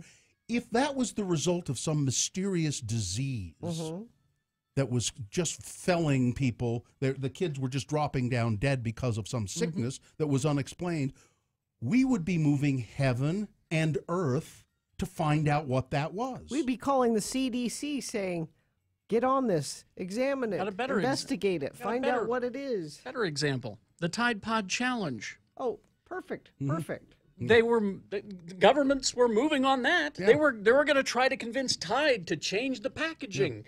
They were Carrie, Tide Pods don't kill people. They don't. People kill people. But seriously, No, I see what if you're it saying. were a sickness, My God, they would be setting up tents, and there would be people in white coats going in there. This is the same thing. It's some kind of a sickness. And yet we don't do anything because the NRA says we shouldn't. President Trump quietly signed a bill into law Tuesday, yes, the day before this shooting, rolling back an Obama-era regulation that made it harder for people with mental illnesses to purchase a gun. No, that was 2 months into his tenure, into his presidency. Look at the date on that. I don't know. Yeah, it was 2 months in. The rule was finalized in December, and it added people receiving Social Security checks for mental illnesses and people deemed unfit to handle their own financial affairs to the National Background Check Database. Had the rule fully taken effect, the Obama administration predicted it might have added about 75,000 names to the database of people who should not be allowed to buy guns. President Obama recommended the now nullified regulation in a 2013 memo following the mass shooting at Sandy Hook, which left 20 first graders and 6 others dead. The measure sought to block some people with severe mental health problems or possible mental health problems from buying guns. It was hotly contested by guns rights advocates. The NRA. Oh, yeah. The majority of Americans want better background checks. There are just tons of statistics that show that. But we're focusing on other things, you know? So, again, if it were an illness that were bringing these kids down, some mysterious disease, there'd be people moving heaven and earth to find out how to stop it, how to prevent it. But if it's gun violence, we don't seem to want to even lift a finger to figure out how to prevent it. And if it's a mental health issue, fine, do something about it. You've said that for years. It's a mental health issue. Then do something. Over 130 people working in the executive branch of Donald Trump's administration didn't have full security clearances as of last November, including senior advisors like Ivanka Trump, she's his daughter, Jared Kushner, son-in-law, White House Press Secretary Sarah Huckabee Sanders. That's my favorite. I can't wait for somebody to ask her at the next White House press briefing about that. She doesn't have full security clearance. She doesn't. The day Trump was sworn in, they were still operating under an interim clearance some 10 months later in November. 47 of those 130 work in positions that report directly to the president. It's unclear whether any of those employees have received permanent clearance in the months since then, NBC said. Hurry up, we got to get clearance for these people. Come on, hurry. But Hillary was extremely careless. Well, she's a Clinton. And that's all it took. She's a Clinton, and she murdered Vince Foster, and That's all it took. And the Benghazi. And the Benghazi. And emails. All of those things that she was yelled at and never convicted for. Anthony 11 Weiner. hours of testimony. Bill Clinton. None of that mattered. Did not have sex with that young woman. 130 people in the White House handling top secret documents with no security clearance. Clinton. Benghazi. That's exactly how they think, Bill. You're right. Cigars. Humidor. It's exactly how they think. Yeah. So, I promised this story to you. I wanted to look up more about it in the British press, but my computer went crazy. Oh, let me look. Utah author James Dashner. James Dashner. The Maze Runner series. Oh, that guy. Has been, that's been adapted into a film trilogy. Oh, yeah. A very popular young adult fiction. His agent has dropped him after Dashner was accused of sexual harassment. Allegations against Mr. Dashner appeared Monday in the comments on a school library journal article about abuses in the children's literature industry, where multiple anonymous posters claimed that they had been harassed by Dashner or had seen him harass aspiring female writers or first-time novelists. Michael Borrett said in a statement to the Associated Press on Wednesday that under the circumstances, this is the literary agent, under these circumstances, I can no longer represent Mr. Dashner. I couldn't in good conscience continue working with James. I let him go yesterday, Borrett said. Wow. Fans of Dashner's books and movies reacted strongly on Twitter, some disavowing him, while others expressing love for his characters and others saying they were withholding judgment, hoping he'd issue a statement. Dashner's publisher, Random House, did not immediately respond to requests for a comment. The allegations against Dashner and reports of widespread harassment in children's publishing have spurred members of Utah's close-knit children's writing community to examine how the industry's culture enables abuse. And then the rest of this article, it's in the Salt Lake Tribune, goes on to talk about that and quotes some Utah children's authors about how this kind of thing does happen in the children's literature world. Oh, yeah. But James Dashner, he's quite well known. Oh, yeah.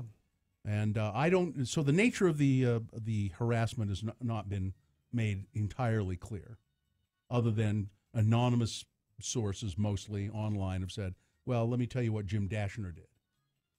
And it's was enough that apparently credible enough that his literary agents said, see you later, James. Let's see, Stormy Daniels.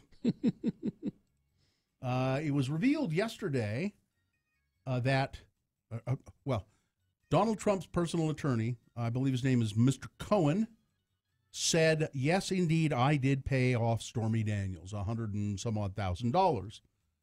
And but it was not Donald Trump's money; it was my own money, and it was my idea, and it was my own money. And I don't have to tell you anything more than that. But, and he doesn't.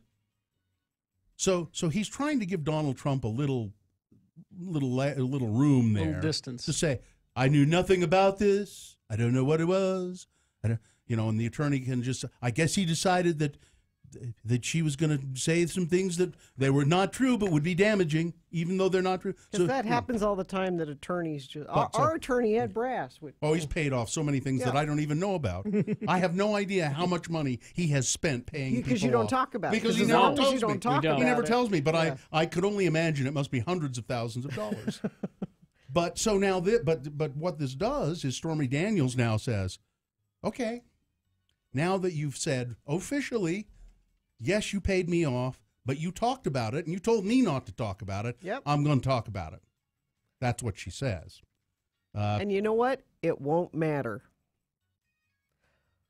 Other Republicans, it won't matter. Gina, Nobody I don't know. will stand up to him and say, this is finally enough. Stormy Daniels is pretty credible.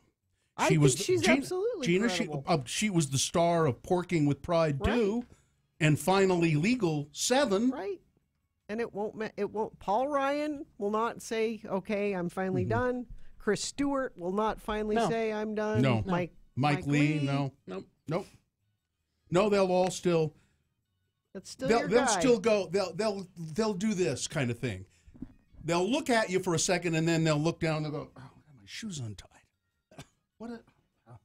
Won't matter. Nothing matters. Yeah, Cohen said he paid the money out of his own pocket.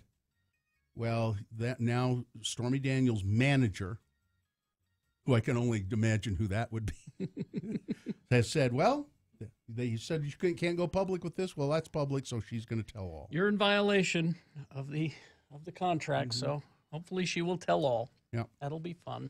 And are you going to believe the star? Who are you going to believe if you can't believe the star of Finally Legal 7? Well, I know one is a liar. for sure, I know that one is a liar. Sports, weather and traffic, I mean. Brought to you in part by climate change, but it actually feels like February today, so that's kind of nice for a change, except for driving conditions. We do have snow, some places more than others. Parley's is getting quite a bit. And actually down south, they're having some traffic issues. I-15 is closed between Cove Fort and Beaver.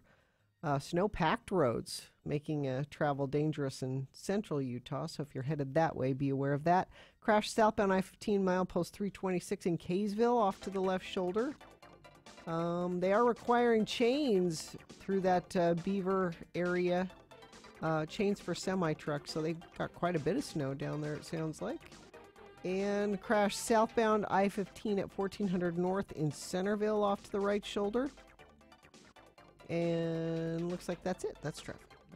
All right, here's boner candidate number 3. Do we have the video of this, Dylan? Yeah, we do have the video. So if you go to x96.com/live, you will see it. This is pretty amazing. A hilarious moment when a bungling burglar knocked out his accomplice by throwing a flying brick into his head. All right. Now, the two men, they come up and they both have bricks. And they're going to throw the bricks through the window of a store. Okay. And then go into the store and rob it. And they're wearing kind of hoodies and stuff. So the one guy throws his brick and starts to move, and the other guy throws his brick just as the other guy walks in front of him. Knocks him out cold. Knocks him out cold. He's just out. Oh, that's funny. It's on surveillance video. And police say they are the dumbest burglars they've ever seen. Oh, it knocked him out. Oh, yeah. He's out cold. His friends dragging him away. Yeah. Oh. It happened in China. The men were armed with bricks. They wanted to throw them in, break the glass, and go in and burglarize whatever kind of a store it was. Oh. Dumb and Dumber, boner candidate number 3. There we go. Let's review the first two and vote. Boner candidate number 1. Come on, a bump for a bump. That's fair. A mayor in a small town of Lantana, Florida, a woman has accused the mayor there of saying, yes, I know you say you want some speed bumps on the roads in your neighborhood to slow traffic down because it's a safety measure. I'll give you the speed bumps if you give me sex. One speed bump for one session. A bump for a bump. That's what I say. Boner candidate number 1. Boner candidate number 2. If you escape, don't hide in the swamp. A guy bolting from the police at a traffic stop. He runs and hides, and in a little while, the cops get a 911 call because the man has hidden in a frozen swamp and he's cold. And so he calls 911 for rescue. And boner candidate number 3, Dumb and Dumber. There you go. You got to decide which one of these three is the worst of these three. Which one of these deserves to go forward to Boner Fight and possibly become Boner of the Day. It'll go up against the winner of round 2. That'll be at 8:20. Then we'll put them both in the Boner Dome for Boner Fight at 9:20. That is when Boner of the Day is decided. All right. 1, 2, or 3. Remember the candidate number you think should win? Put it in the message of a text. Text it to 33986, our short code. Katie is taking votes with your voice via 877-602-9696 in the producer's booth. Or go to x96.com and look for the box that says Boner Voting February 15. And vote there. If you don't see that box refresh, it will appear. You've got 300 seconds. This is round 1. Stay tuned for a 1-hour nonstop music wingding right after Radio from Hell on X96.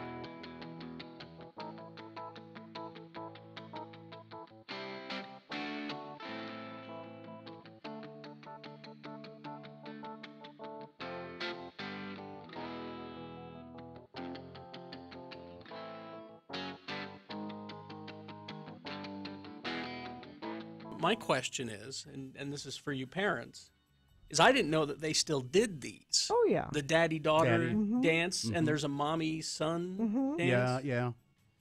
I didn't know they still did these. Yeah. These seem No, they're sweet. creepy. No, they're sweet. They're really No, I it's don't know. just- You're not watching Bates Motel with me. That's your problem. You're skewed with the Bates family. Well, they're just Because Carrie, meant that's to all be- that is Tell me a dance. Well, tell me what they They're- what is it? It's Tell just me. meant to be. It's meant to be an evening where father and daughter, who may not necessarily interact all the time, because the dad's at work and it's the mom who takes care of things, and so it's just so they just go to the dance, and there's punch and cookies. It's cute. And- You get dressed up, and it's a nice. Why do you think evening it's out. creepy? You don't think it sends a weird message? No. No. Because you do the exact same activity with a boy. The boy you're dating. It's the exact same activity, the prom, right? Well, except it's or the except harvest there's a, dance. Except or there's a whatever. different intent. And this is no different than No, let me. There's a different intent. If you're taking a girl to the prom, you'll want to after the prom get with her in the back seat of the car, and in the daddy-daughter dance, that never would even occur to you. Well, I mean, really? No. Carrie, okay, do you think this is cute? All right. When dads that have little girls, and the little girl wants to have a little tea party, and she invites daddy to the tea party, and they sit. I'm not getting laid at the end of a tea party. Kids shouldn't be. Well, it doesn't have to go there. It's Well, just but that's what the dance is all about. That's what's in Carrie's mind. See, anytime I went to a high school dance, my goal at the end was to at least make out. Yeah. You know? Okay, Carrie, I went to lots of dances where that never happened. Gina, that's a bad example. Gina, that's you. You're a bad example. I just went to dances where it was just about the dance, and we went out to dinner, and that was the end of it. No, Gina, the guy you were with, that was not what it was all Not about. all guys think Yes. that way. Any Yes, they dance do. ever. That's the yes. purpose of going to a dance. Yes. No. Okay, you see my point about the daddy-daughter. No, because daddy's it's a daddy. It's not. It's the kid's dad, not a date. The real reason we should stop doing the daddy-daughter and the mommy-son, is because this is the age of Disney. At least one of the parents are dead or divorced or something.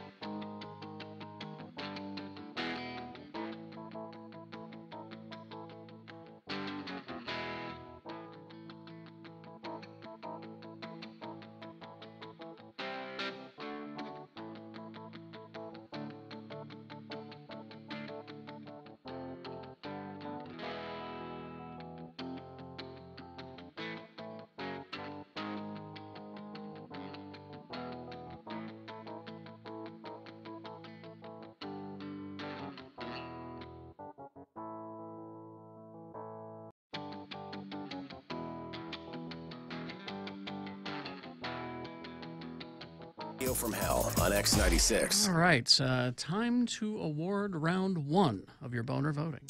And round one of the boner voting is brought to you in part by Lobster Tails.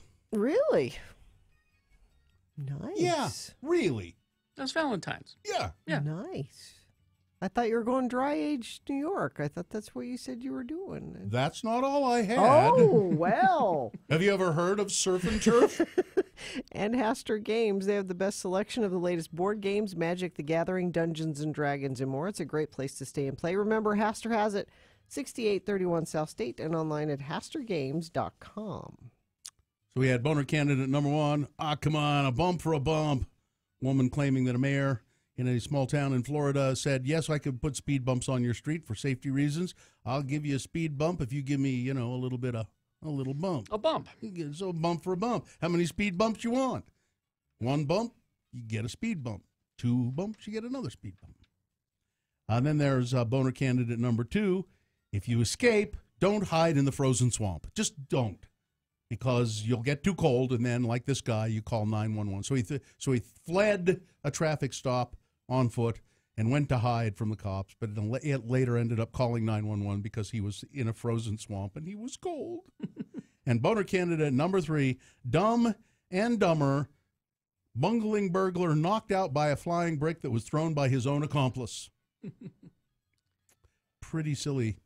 And let's see, Sean, somebody named Sean won the boner T-shirt. And the winner of today's boner voting, boner candidate number 3, Dumb and Dumber. Yep. You got to see the video. It's just hilarious. All right, there's your winner of round 1. That's will now advance to Boner Fight. It has a 50-50 chance of becoming Boner of the Day. It will go up against the winner of round 2. That will happen at 8:20. And then we'll let the 2 compete for Boner Fight at 9:20 to be Boner of the Day. Movies, sponsored. This month at Dr. Volt's X-Men Red, Jean Grey is back, and she's leading a new team of X-Men. Jean leads Nightcrawler, Namor, and X-23 in the battle to restore Xavier's dream mutant equality. Dr. Volt. And here is Sean Patrick Means, the film critic for the Salt Lake Tribune, here to talk about movies that he's seen. Well, seen most of them. And you can read Sean's reviews online, sltrib.com. And when are they there? The one for Black Panther's on there right now. Okay. Go to sltrib.com right now and look at it. We go artsies and then fartsies. We go worst to first. Mm-hmm. Now, Jimmy covered, while you were away last week, the documentary shorts. The doc shorts as well, as because the doc shorts opened this week. The other shorts opened last week. Yeah, he covered them last week. Yeah. So they and you give them 2.5 I give them 2.5 because I'm convinced that the short documentary format is not something they should be doing anymore. Really? Okay. That either your story needs to be extended, be fleshed out to be a full feature length, or it should be not happening. Yeah. All right. Well, I don't think you're going to convince them to stop. No, I don't think so either, but I'm just me. And did you see Film Stars? I did not. Film Stars Don't Die in Liverpool. This is a drama supposedly based on a true story of a young actor in England who has a romance with the fading Hollywood star Gloria Graham. Oh. Gloria Graham, most people would remember as being the floozy in Bedford Falls in It's a Wonderful Life. Oh. She was Ado Annie. She was Ado Annie in Oklahoma. Yes, she was. Okay. She made a career of playing women of flexible moral character. And she was really sweet. Yes, she had she was a kind of a floozy, but she was a sweet floozy. Right. And she's played by Annette Bening in this movie, and so yes, I did not see this. Okay. So. Right then, but you did see The Insult. The Insult, yes. This is one of the Oscar. How dare you? Yes, exactly. That is the crux of the movie. Really? So I spoiled it without even knowing. You did, as usual. This is one of the foreign language Oscar nominees. This is from Lebanon, but if you read the script translated into English, you would think it was happening on Fox News or CNN right now. You have a Lebanese Christian working class guy, garage mechanic owner, and you have a Palestinian Muslim building foreman. Okay. Who's trying to fix some stuff? Who's assigned to fix stuff in the other guy's neighborhood? All right. A clash begins. They sort of say words to each other, and things escalate from there until it becomes a court battle and a battle in the streets and a battle in the media between these two. And the Lebanese Christian guy. I mean, if there was such a thing as a "Make Lebanon Great Again" hat, he'd be wearing it. That's sort of this guy's character in a nutshell. And the fact that he's in this fight against an immigrant Muslim. I mean, this could not be more timely, and it's really a fascinating courtroom drama. It is very specific to Lebanese history, and things that have happened, but it feels like it could be happening here or anywhere. And it's really well done, really well acted, and just really riveting drama. So 3.5 stars. 3.5 stars. All right. Let's see. Well, we'll take a break then. Okay. And then we'll get to the fartsies, including Black Panther and Early Man, all coming up. Stand by for those. Traffic, some folks dealing with some snow. Perhaps you're driving between Cove Fort and Beaver. It happens. It's snow-packed roads are making travel dangerous through central Utah. They're asking semis to chain up. That's a scary stretch when it's slick. Yeah. Like that. Yeah. I don't like that. Let's see what else we have. Crash night South Redwood Road in North Salt Lake. We've got a crash Main Street 2300 North in Cedar City. So that's more central Utah troubles. Crash northbound I-15 600 North in Salt Lake. Crash southbound I-15 at milepost 326 in Kaysville off to the left shoulder. That's traffic. Thank you very much. All right, we'll continue with the fartsies, and we'll talk about Black Panther coming up after these. KXRK Provo. Well, on this week's brand new episode, we prepare for Black Panther, talk the Shining sequel, read fan mail and hate mail, plus a whole lot more. It's me and my friends talking about the geeky stuff we love. Find us at geekshowpodcast.com, the X96 app, Stitcher, iTunes, Google Play, and YouTube. It's free and not safe for work. The name of the episode is White Mystery.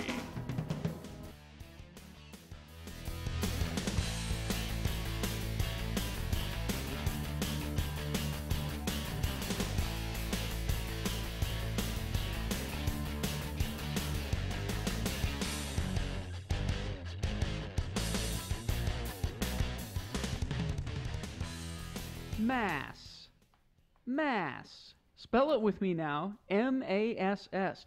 And now we'll use it in some dialogue, starring as our two Utah friends, Levar and Legrand.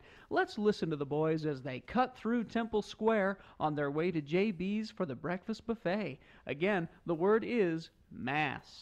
Oh, what a beautiful morning. Oh, what a beautiful day.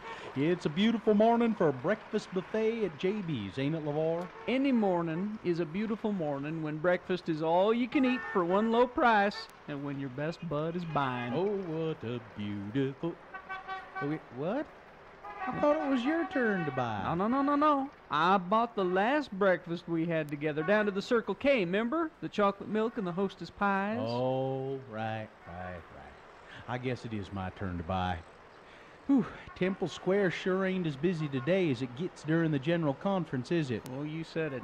But during conference, you sure can see that this church is the fastest growing religion in the world, huh? Of course, the Catholics are the biggest religion. Catholics, Mass? There's more of them Islamics and Hare Krishnas than there are Catholics. I meant Christian religions. You know what a Christian is, don't you, LeVar? Well, of course I know, Legrand. I myself am a White Angler Sexton Protestant. You know, a WASP. A WASP, Mass. You're a Mormon like me. Well, sure I am, but I'm also a WASP. Look. I like fishing for whitefish, hence I'm a white angler. I'm a hit with the ladies, you know, so that's a sexton. And I ain't paid my taxes in over 20 years. I'm a tax protestant, a WASP. Tax protestant, Mass. You, my friend, are just too cheap to pay your tax. Ow! Hey, what happened there, Legrand? You okay? I tripped on that crack in the sidewalk. I almost fell on my ass.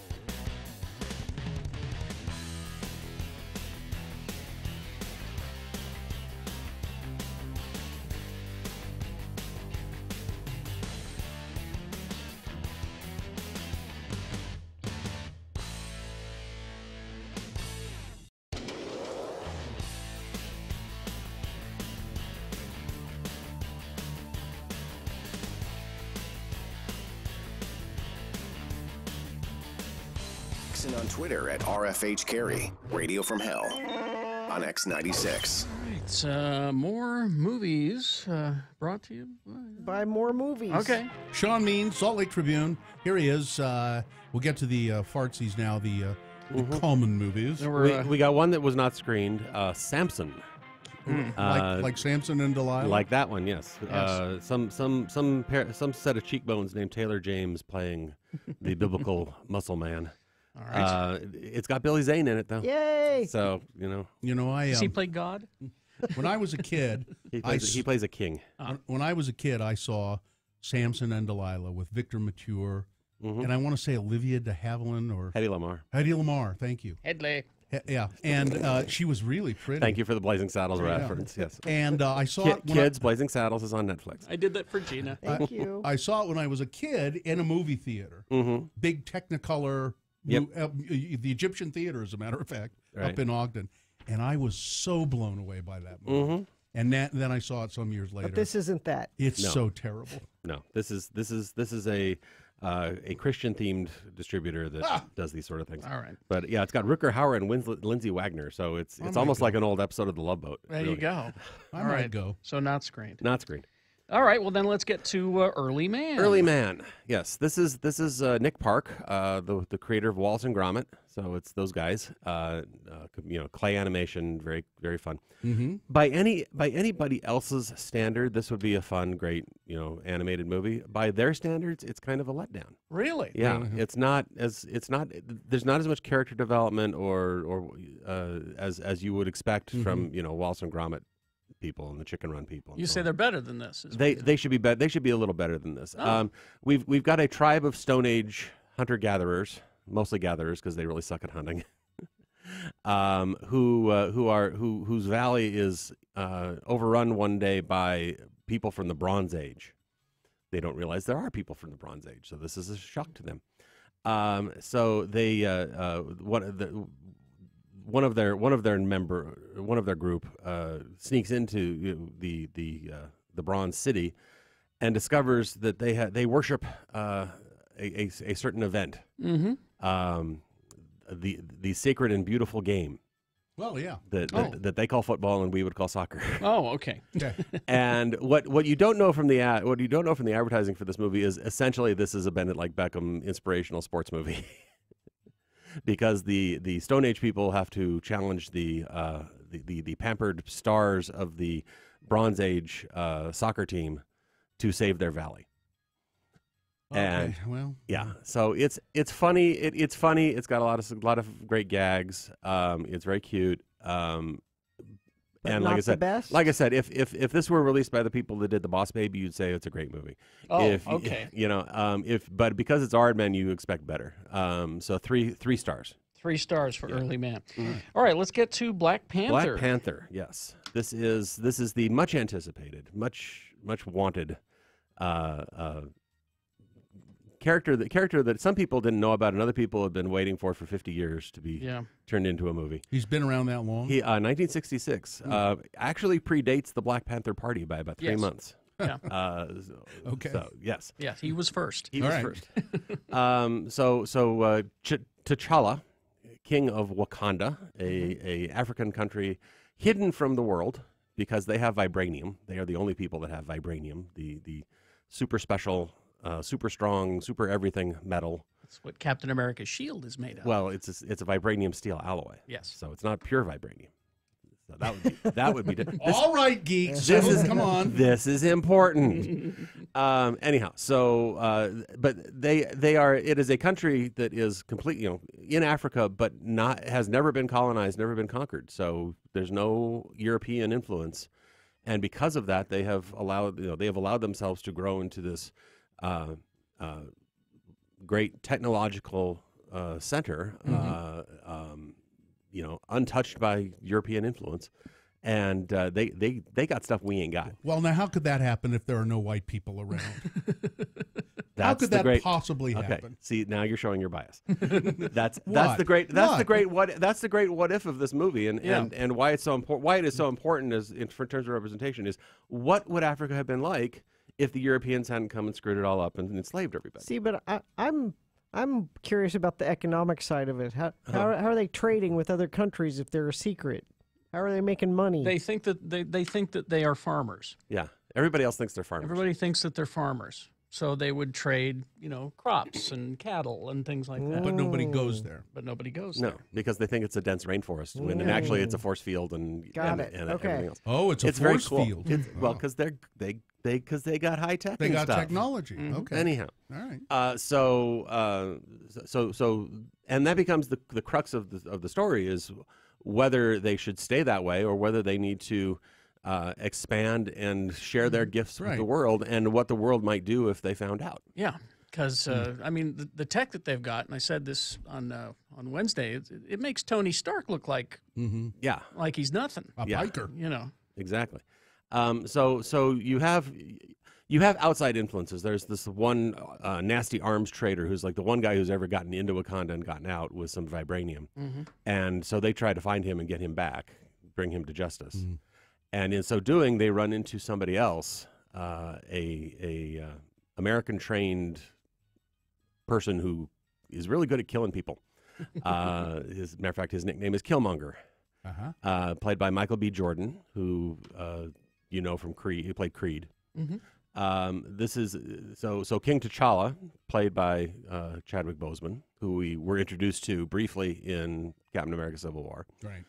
Is faced with this conundrum of how to be a good leader and what is best for his people and what is best for Wakanda. This is probably the most self-contained of the Marvel movies. I mean, there's very little that connects back to, and there doesn't need to be very much that connects back to the rest of the Marvel world. They go to Busan, Korea, and they go to Southern California. Yeah. Oakland. Yeah. Sorry. Yeah. And that's it. That's the only time they leave Wakanda. Right. But somebody's got to screw it up, though. Well, there's things. I mean, the main characters you see who we know from elsewhere. One is that arms dealer played by Andy Serkis, and the other is a CIA agent played by Martin Freeman, which we saw in Age of Ultron for Andy Serkis and Martin Freeman's Civil War. Right. Exactly. So we've seen them a little bit, but and how they play in here is very important. Yes. But mostly this is the story of T'Challa and Wakanda, and it is beautifully realized. Marvel has taken us to Asgard. They've taken us to the planets where the Guardians, play around. This is the most beautifully realized other place that Marvel's ever done, in my mind. And this is the one place that looks as good as the brochure.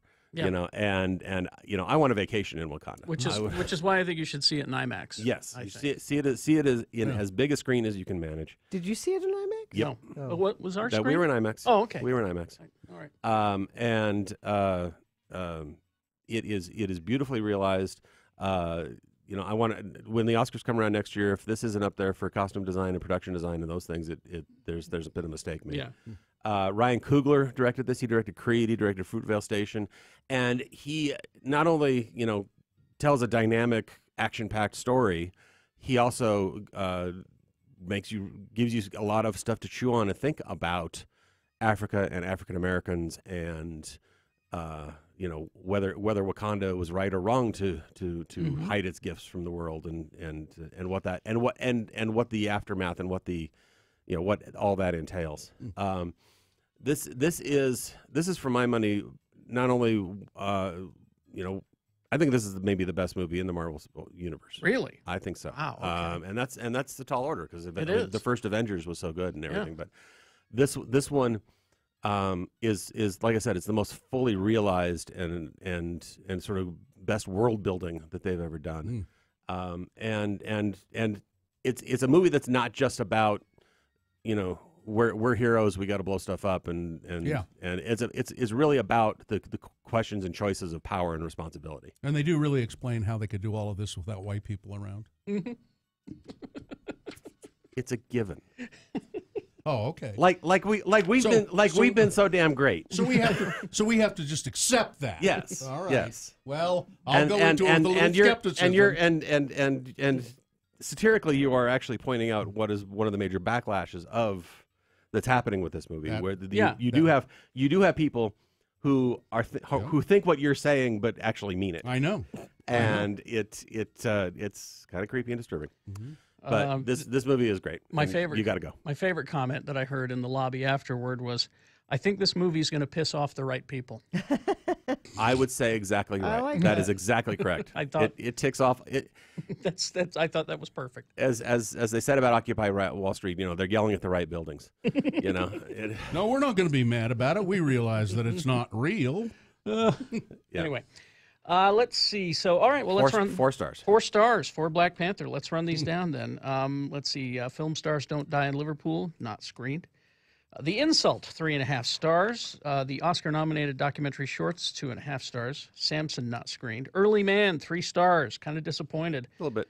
Black Panther, 4 stars. All in. That's still a 3 stars, though. Yeah, that's a 3 good is still movie. good. 3 stars is still good. I mean, you wish it was better, but still, it's better than what. I mean.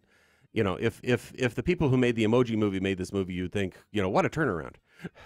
But it's like nothing can be as good as the original Wallace and Gromit. I agree with you. I agree with you because I love the tactile feel of the original claymation. Nick Park will never be able to rob a bank because his fingerprints are on film in all those movies. What do we got next week? Next week we got Game Night, a comedy crime movie. We have Annihilation with Natalie Portman. Yes. By the guy that made Ex Machina. It's sci-fi. Sci-fi. And then we have a young adult romance called Every Day. All right. Thank you very much, Sean. Read Sean's reviews online, sltrib.com. Right. And then you can also read them in the paper, Yes. which I like to do. Just subscribe to the Salt Lake Tribune. Reviews, interviews, columns, everything. Yeah. Mm-hmm. Crash southbound 15 at Layton Parkway, blocking the HOV lane and left shoulder. Crash eastbound I-80 at East Canyon, at least 4 cars involved, blocking the right lane and shoulder. The delays are stretching back a couple of miles there. Very slow traffic northbound I-215 heading toward the mouth of Parley's Canyon. And the visibility is actually pretty low in that area too. Crash southbound 15 approaching Park Lane in Farmington. Cars are off to the left shoulder. Traffic is backed to the Layton Parkway. And if you're headed down south, I-15 is closed between Cove Fort and Beaver. A bad crash and snow-packed roads are making travel dangerous down there. Before we leave Black Panther, yes, there are 2 scenes. It's a Marvel movie. Stay for the credits. Stay for the credits. Oh, okay. And they want to know age appropriateness. Oh boy, As I recall, it's PG-13, but 10 years old probably you're okay. If you saw, I don't know. I think it'll go over your head. If you've seen most of the Marvel stuff, you'll get this. Okay, all right. And the stuff that goes over your head will go over your head anyway. So. That's true. So round 2 of the boner voting coming up. Here are your candidates. Now I'll tell you this first candidate. The title of the candidate will tell you exactly what it is. Okay. A YouTuber who claimed veganism cured her cancer has died from cancer. All right. Boner candidate number 2. Well, he's quite a catch. At least the cops think so. That's a local one. And boner candidate number 3. Well, maybe they should try the buddy system. All right. So those 3 candidates for round 2 coming up, along with Big Boy News. Stand by. This is very important. X96 is your home for non-stop music. We give you a 1-hour non-stop.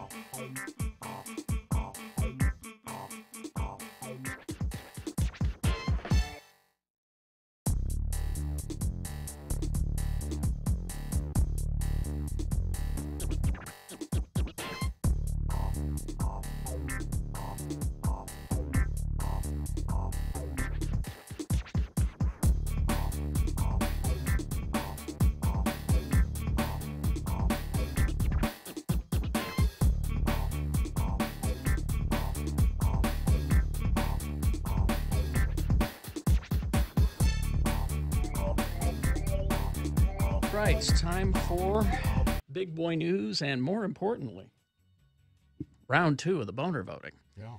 3 news stories that are examples of bad, stupid, or funny human behavior. And you will decide, of these 3 candidates, which one is the worst, which one should go forward to boner fight and get that 50-50 chance to become boner of the day. Yeah. It'll go up against the winner of round 1. Boner fight happens at 9:20. That's when it's decided. So 2 candidates now, then a third after the news. And when you hear all 3, then we'll allow you to vote. One of you lucky random boner voters will receive. If you're lucky. Mm-hmm. Although Bill will shake anybody's hand. It's kind of a lie to say that this is but not hearty. Super, If you ask me for a hearty handshake, that's something different. Okay. Like yesterday, I was at Harmons, and a guy came up and said, "Are you Bill Allred, right?" And I said, "Yeah." And he said, "I just big fan. Listen to the show all the time.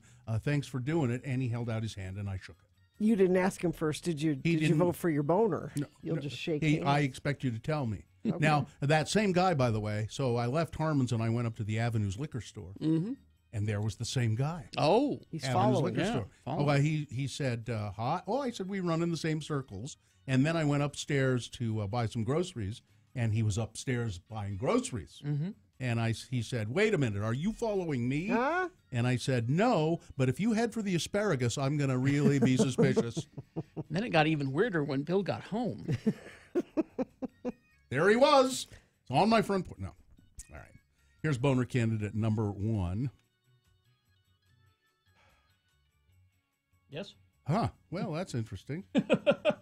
Huh. What? Is there a problem? Just kind of disappeared. Well, there it is. Let's see if I can get this right here. Boner candidate number 1. A YouTuber who claimed veganism cured her cancer has died from cancer. I know it's sad, but it's sort of funny, isn't it? YouTuber who said eating a raw vegan diet, drinking juice, and praying to God cured her cancer. Nope. Has passed away. Mary Lopez, one half of the YouTube or vlogging duo, as they say here, Liz and Marie, succumbed to an aggressive terminal cancer that spread to her blood, liver, and lungs. She was better known for posting viral videos about how she was able to cure her stage 4 diagnosis cancer through faith in God and following a strict diet of raw vegetables. Nope. In an interview with the website Babe, Liz Johnson, who made videos with her Aunt Marie, doubled down on her beliefs, saying she completely stood by what she had posted.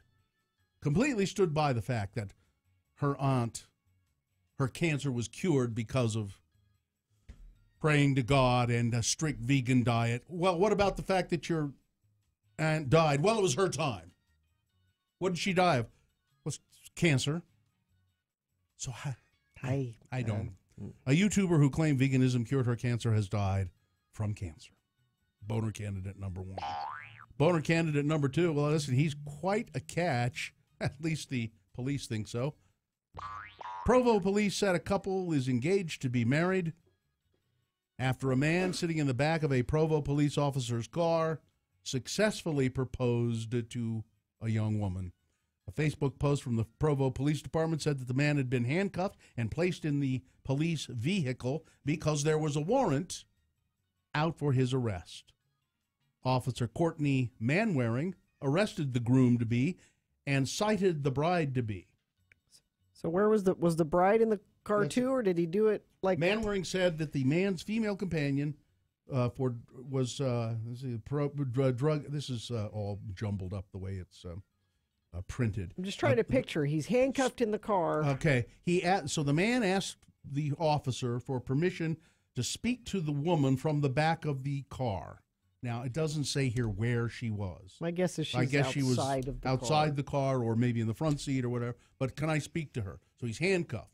Yeah, she must have been outside of the car, but there. Mm-hmm. And Officer Manwaring said, all right, go ahead.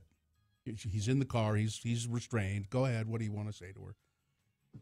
He asked her to marry him. And she began crying and said yes. And he began crying and said, I'm so happy. So cute when you tell your grandkids someday about the time Grandma and Grandpa got engaged when Grandpa got arrested. No, that's never going to happen. No? No. Police won't identify the couple, but they said they hope that they can move past yesterday's arrest and have a long and happy life. I don't think that's going to happen at all. I think, as a matter of fact, if they get married, I predict more trouble.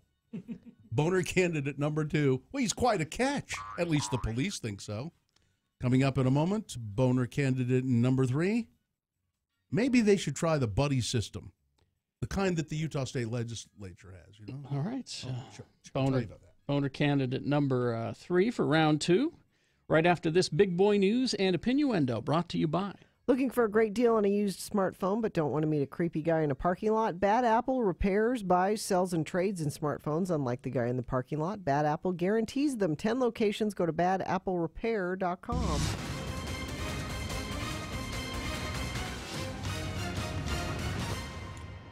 Well, let's see. I don't know. I guess we have to talk about it again. The school shooting in Florida. 17 people, students and adults, dead. The shooter used something that many of these mass shootings have in common, an AR-15. Well, they're very effective. And his name was Nicholas Cruz, and he had a lot of problems at the school. He'd been expelled from that school. There were people who knew that he was unstable, that he was fascinated with guns and knives, and he wore masks and disguises, and yeah. And they caught him alive. Yeah. So, and again, I'm just going to say, with all of these shootings, however many there have been, these several years, with students dying and adults dying, if that number of people, students and teachers, were just dying from some mysterious illness, we would move heaven and earth to try to find out what the cause was and to stop it. But we sit on our hands. CDC is not allowed to investigate this as a public health crisis. Yeah, because the National Rifle Association lobbied Congress very hard because the CDC said, we want to study this. We want to find out why this gun violence is so prevalent, why we seem to be so violent. And Congress passed a law that said they can't do it. You cannot study this. Yep. Why? Because it's not good. You've got to make sure your attention is on other things.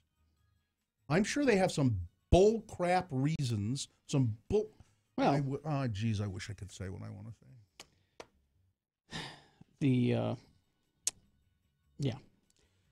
Any politician who tries to give you some explanation for why this issue is not dealt with, well, just stop them and say, it's money. I don't want to hear it. It's money. I mean, you say it's this one thing, but you don't do anything about that. You have your nose buried so far up the NRA's ass. You say it's this thing, but you don't do anything about this. I don't. You say that to distract us. I don't want to hear any of it anymore. Yes. I don't want to hear your lame-ass excuses. Yeah. Either do something or get out. If it is mental health, then do something about that. You're not. You've been saying that for years. There was a lockdown at There's a lockdown at a school in Idaho because of a rampaging bull. Whoa. Now, the bull was not armed, and I'd tell you more about this. Oh, there it is, finally. A high school in southeast Idaho briefly placed on lockdown after a bull escaped from an auction yard and stormed past the campus. The Times News reports the Black Angus bull rampaged across the town of Burley on Tuesday, trampling over signs and charging at people before it finally got to the Burley High School. Sheriff Jay Heward said officers were not able to capture the bull, so he had to be shot in order to keep the public safe. Now, it's not like this bull was going to go on to live a long and happy life anyway. He was he was going to be slaughtered. Yeah, I believe so. He was in the auction yard. The Cassia County Sheriff's Office notified school officials who placed campus on lockdown for about 15 minutes as the rampaging bull headed through the town and toward the high school. Run! Run, bull! Run! No, he's not going to make it. Freedom! No. Fortunately, no one was injured. The owner of a Salt Lake club, this is according to a story in the Deseret News, was charged Wednesday with sexually abusing 4 female workers. Now, I don't know. Sometimes I just skip over these stories because it's too prevalent. Well, yeah, and I don't know. Compared with other things in the world, this is a small story, and I don't mean to diminish what's happened, but it's local. Yeah, but it's local, and the club owner's name caught my eye. Jorge Aiden Bizarro, charged with 3 counts of sexual abuse, a second-degree felony. Mr. Bizarro is the owner of the Moose Lounge. It's down here on 4th South. The charging documents say that there are Let's see, 2 of the 3 alleged victims were attacked at that address. One woman said, Mr. Bizarro. I don't know. If I'm going to go work for someplace and I'm going to sit down and be interviewed by someone whose name is Bizarro, I might just think twice about, I don't know. Right you are, Mr. Bizarro. Whatever you say, Mr. Bizarro. Mr. Bizarro followed her into a freezer, locked the door, and then inappropriately touched her.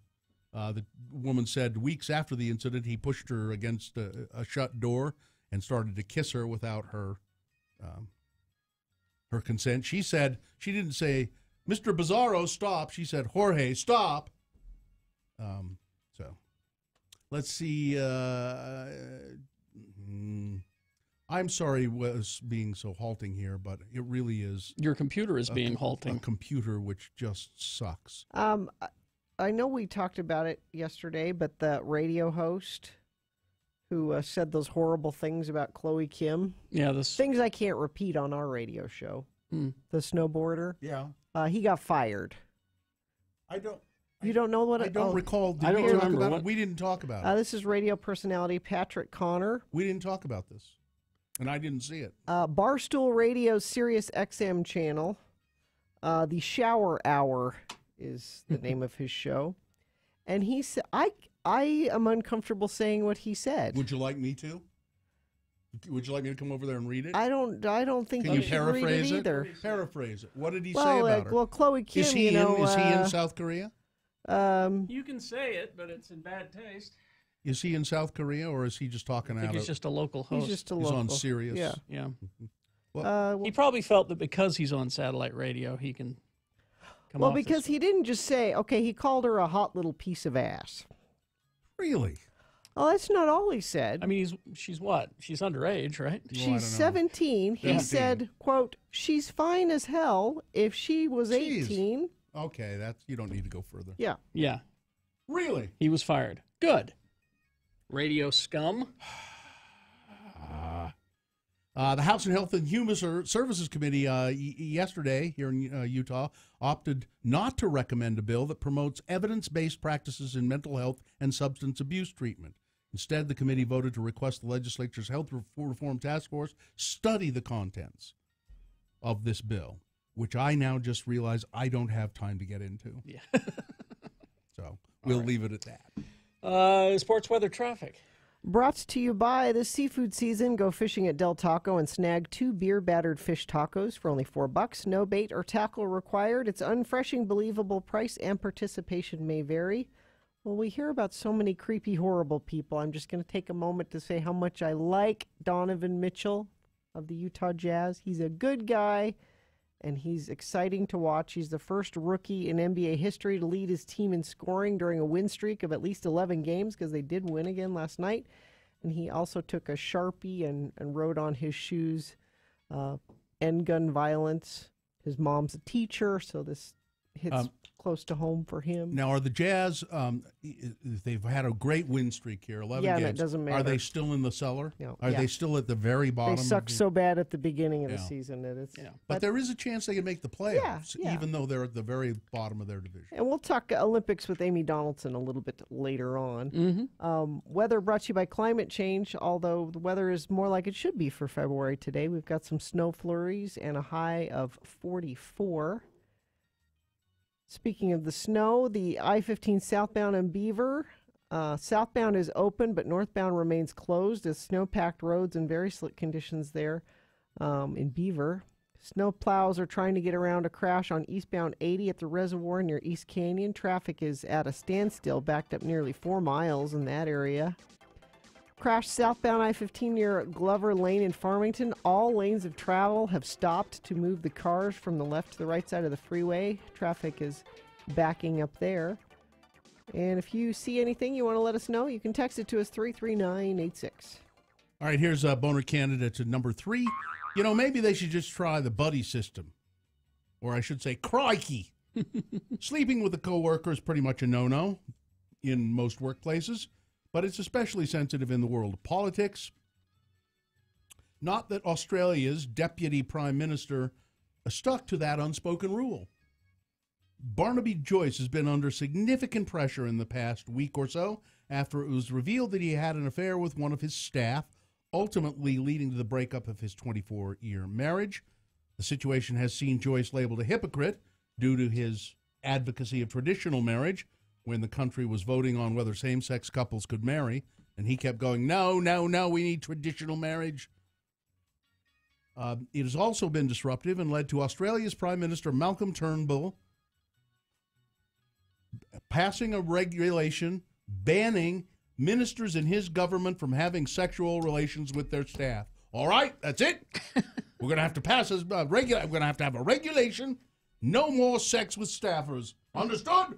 Well, now that it's a regulation, I guess we're going to write. See, it seems absurd, but the charge is arguably the country's biggest political story of the year.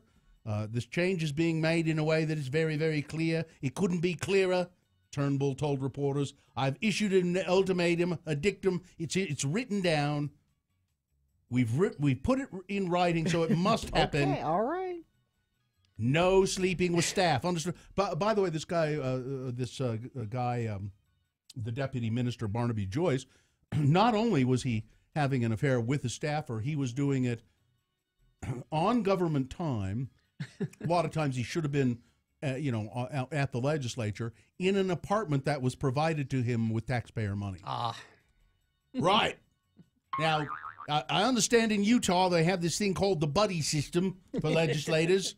We'll do that, but just no sleeping with staffers from now on. All right. All right. Boner candidate number 3. Let's review the first two and vote. So boner candidate number 1, sad, but a YouTuber who claimed that veganism had cured her cancer has died from cancer. That's boner candidate number 1. Number 2 is... he's quite a catch, at least the cops thought so. It's a man arrested in Provo, handcuffed in the back of a car, and the police officer allowed him to talk to his girlfriend who was outside the car. He asked her to marry him, and she said yes. I hope they'll be very happy. He's quite a catch, isn't he? And boner candidate number 3, maybe they should try the buddy system. All right, let's do it. This is round 2. You've got to decide which one of these 3 candidates is the worst and therefore most deserving to go forward to Boner Fight and get a 50-50 shot at being Boner of the Day. It'll go up against the winner of round 1. Boner Fight happens at 9:20. All right. 1, 2, or 3. Remember the candidate number that you think should win. Put that number in the message of a text. Text it to 33986. Our short code. You can call, use your voice. Producer's booth will answer. I think Katie's taking votes. 877-602-9696. Or you can go to x96.com and vote. Look for the box that says Boner Voting February 15. Vote there. You've got less than 300 seconds. Let's go. This is round 2. Keep the radio on. A 1-hour nonstop music wingding starts at 10. X96.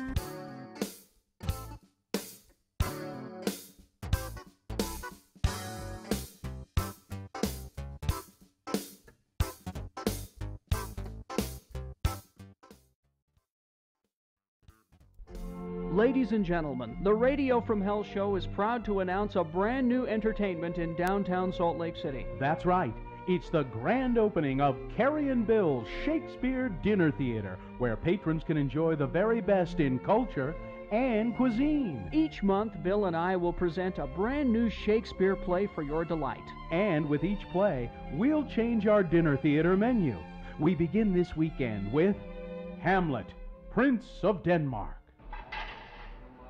Who's there? Nay, answer me. Stand and unfold yourself. Long live the king. Bernardo? Line. He. You come most carefully upon your hour. 'Tis now struck 12. Get thee to bed, Francisco.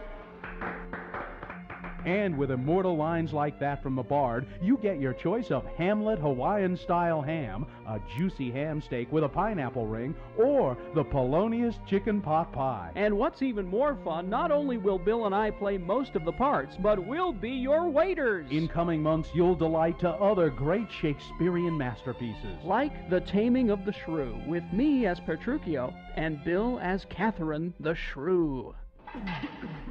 If I be waspish, best beware my sting. My remedy is then to pluck it out. Aye, if the fool could find it where it lies. Who knows where a wasp does wear his sting? In his tail. In his tongue. Whose tongue? Yours, if you talk of tails, and so farewell. What? With my tongue in your tail? Nay, come again, good Kate, I am a gentleman. It's Carrion Bill's Shakespeare Dinner Theater in the old Felt Electric building in the Regent Street alley off 2nd South. And look in your Happenings coupon book for a 2-for-1 coupon, good on Wednesdays and Thursdays at Carrion Bill's Shakespeare Dinner Theater. Your dinners are full price, but one of you will get to sit through the play twice. Get thee hence to Carrion Bill's Shakespeare Dinner Theater, where you give us the dough and we put on the show.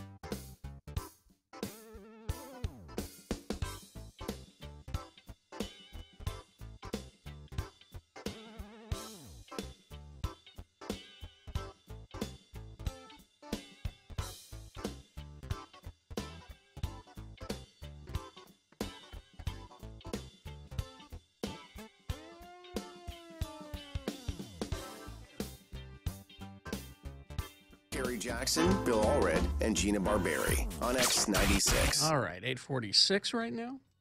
Time to award round 2 of your boner voting. Round 2 of the boner voting is brought to you in part by, well, I told you that last time that I had the surf with the lobster tails, and I didn't mention oysters.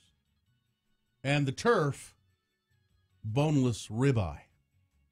And X96 Movie Club. Love movies? How about free movies? X96 has all the movie hookups. In the X96 Movie Club, you can win your way into pre-screenings and see movies before everyone else. New releases, Blu-rays, downloads, movie soundtracks. Sign up for the X96 Movie Club by texting MOVIE to 33986.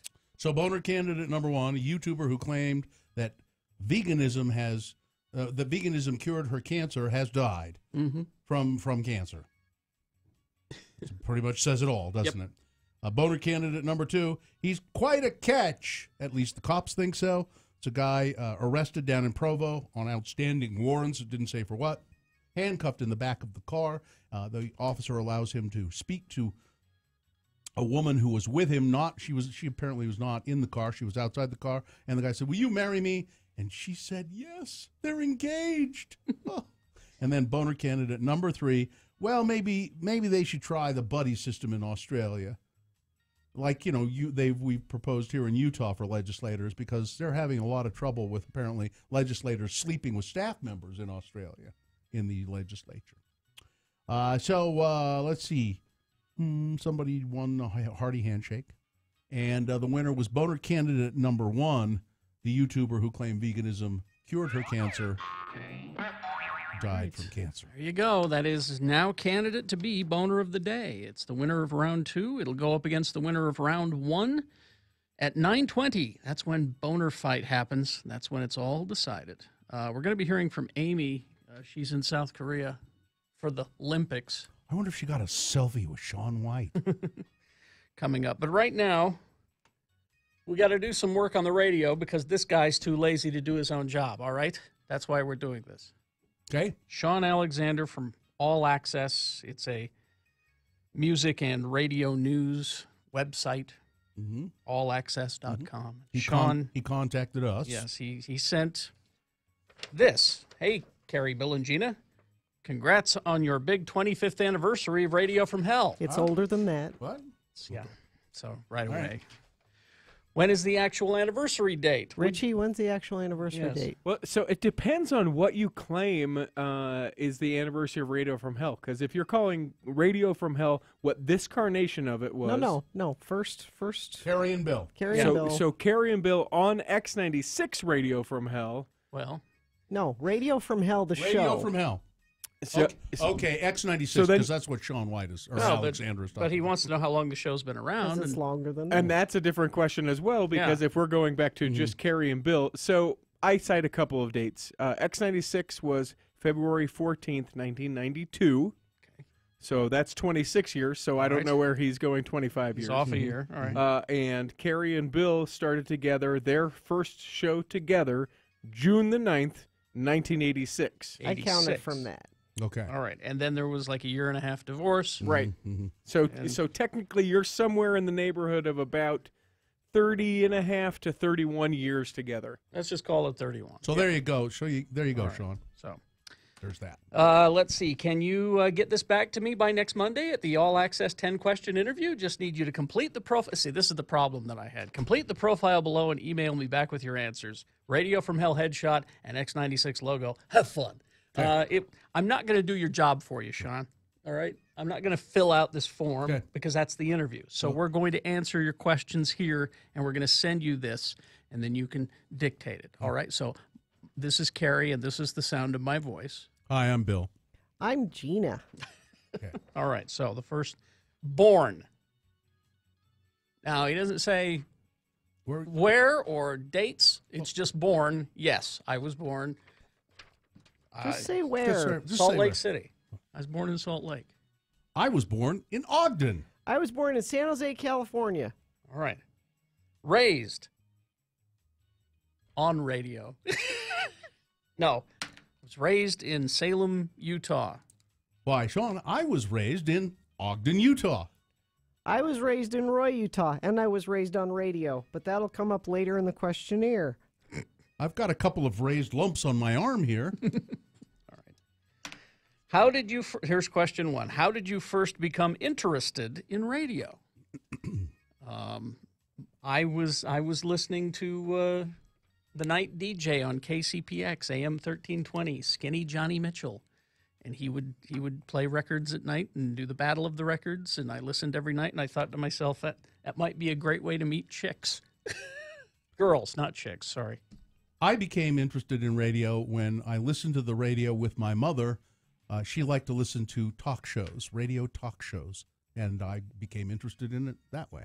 Okay. I became interested in radio by radio talk shows starring my father, Tom Barberi, who was a local radio host for 35 years here in Salt Lake City. Question number 2. All right. Time sure does fly. Congrats on 25 years of radio from hell. Assume your position and explain your role on the Lords of Morning Radio. Okay, assume the position, Carrie. Well, I don't know how I would describe my role. Oh, come on, you can do it. You fly the ship. Carrie's the captain.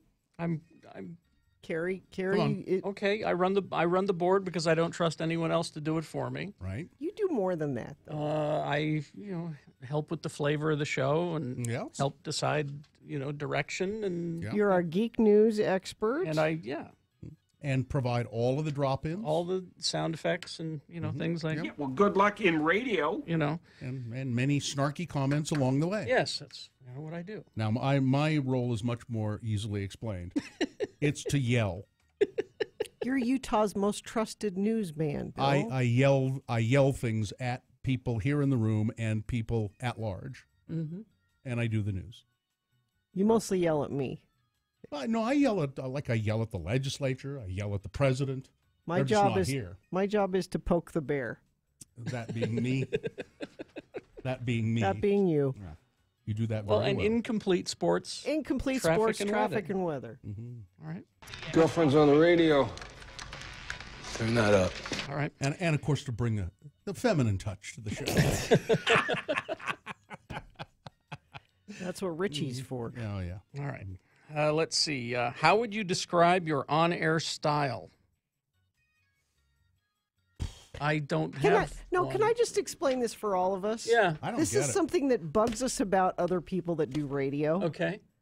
They don't talk like people. Yeah, I was going They to say. feel like they have to put on some radio voice or radio. We don't. We just are three Yeah. people here having conversations just like you would have whether there were microphones in here or not. I hear people talk on the radio, and I wonder if they go home and talk to their families or children the same way. I don't know. Oh, my heart. Oh, I hope. Better get in there and get that homework done. No, I- just you know, talk. We're no. just people. So that's our on-air style. Yeah. Cool. Although I yell more here than I do anywhere else. What's the next one? What is your show prep routine, and explain your boner of the day segment and other benchmarks on the show? Okay. Well, the answer for that, The show prep routine is, there's everything show prep. yeah, everything we do Life is show prep. all day long. But, I mean, typically, just your morning routine quickly. I get up at 3. I go downstairs to my home studio, and I do research. I read everything that happened while I was asleep overnight. Then I leave the house at 5-ish and get here, and then I, put the show together. And, And then I get up at 3 o'clock as well. I take a shower. I left that out. I take a We're gonna go shower. through all our grooming? I take all of my various medications. I make sure that my hair is brushed. I put on my bathrobe. I go to my upstairs attic office, and then I peruse the news and look for potential boner candidates because I come up with 6 of them every morning. I sleep until the last possible second and get dressed in the dark and sneak out of the house so I don't wake up my husband and my kids and my dog. Which is just sad. And it explains why you look the way you do most mornings. It's sad. You know what? That's the show prep. We'll explain the boner of the day segment tomorrow. We're going to have to continue this. Yeah, because we tomorrow. have more questions. I hope this meets Mr. Alexander's strict journalistic standards. I'll bet we don't make it into the interview. No, because he, you know what he can't do is cut and paste this. He's going to have to write it out. He's not going to do that. Sorry. All right. Okay, we'll finish it later then. Traffic. See, this is one of the incomplete things that I do for you. It's been bad. Central Utah, if maybe you're driving down to Vegas or St. George today, they had snow-packed roads and some closures, I-15 north and southbound around Beaver. One direction has open, southbound is open, but northbound is still having issues there. Crash eastbound I-80 a mile east of the quarry in Salt Lake off to the right shoulder. Crash eastbound I-80 at Lambs Canyon. Crash eastbound US 189. This is 3 miles southeast of Provo at milepost 12. That's traffic. All right. Thank you very much. We'll talk to Amy Donaldson, all the way from Korea. That's how you say it here in Utah. Korea. Coming up in a bit. Stand by. KXRK Provo. She's love, she's in my head. For President's Day.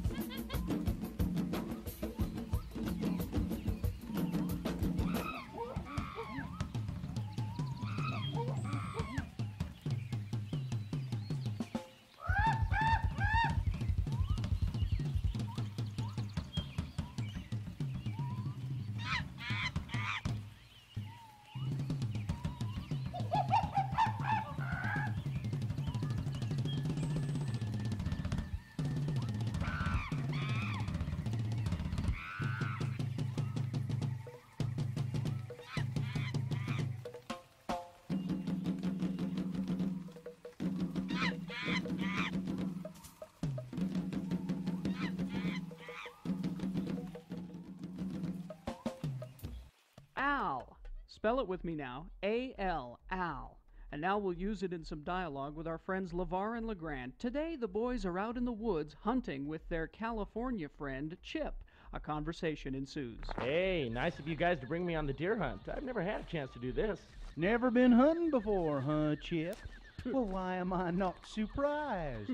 You'll notice that the rest of us, Chip, are wearing a highly visible flame orange attire. Now, while very colorful and attractive, your Hawaiian shirt ain't what I'd call appropriate. It's kind of like hunting with Magnum P.I. You ever been in the great outdoors at all, Mr. Selleck? I've been to the Grunion Run in Long Beach. Well, we're not talking about sissy boys in their running shorts here, Chip. We're talking about hunting, fishing, manly sports. Yeah, manly sports. Hunting, fishing. I free climbed Half Dome at Yosemite last summer. Oh, fine. You climbed up some rocks at some Bugs Bunny theme park or something. You ever bagged a 4-point? You ever bagged it and tagged it and gutted it in a blinding snowstorm? With a real bad earache and a wooden leg? You don't have a wooden leg. Well, with a bad earache and while you're half drunk. Levar, have you been drinking? I've told you I do not approve of drinking, and certainly not drinking while we're on the hunt. Of course you know why he's upset, don't you, Chip? It's the old story, why you should always take more than one of the elders like Legrand here hunting with you. 'Cause if you only take one, he'll drink all your beer. Real funny, Levar. I don't get it. Well, Chip, you see... What's that? What? That. Oh, Al. That can't be Al. Al's back at camp. Sure, it ain't the camp Al. I'll bet it's a different Al. What? How could there be another Al? Especially way out here in the woods. Well, the camp owl was probably a born owl. Now this one sounds like a horned owl. And now I know that joke about all you Utahns have horns. Al has horns. What's wrong with him? I don't know. These fetching Californians seem to have their own language, you know?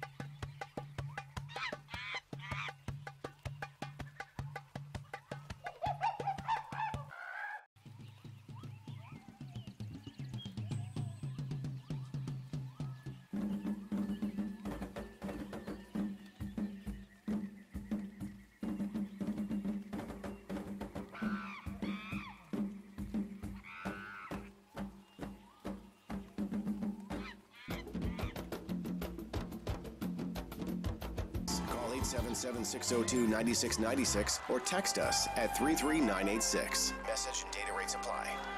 No pee breaks, people. No pee breaks. No, because we have Amy Donaldson on the line with us. Amy is in South Korea for the Olympic Games, and you can follow everything she does, by the way. Just go to AD on Sports. That's at AD on Sports on Twitter, and she posts all kinds of stuff. Hi, Amy. How are you guys? We're fine. I know you're kind of tired, but you saw some pretty remarkable events yesterday. Or who's that young woman that won the downhill? Well, she won giant slalom. Giant slalom. Michaela Schifrin. Yeah. Yeah. That was her first race of this Olympics. Both of her races have been delayed. Mm-hmm. But so she'll race. She's trying to race all 5 races in the alpine discipline, which is super rare. And she won a gold medal in Sochi in the slalom, and she won a gold medal yesterday in the giant slalom. So what are the five races that you have to do to compete in that?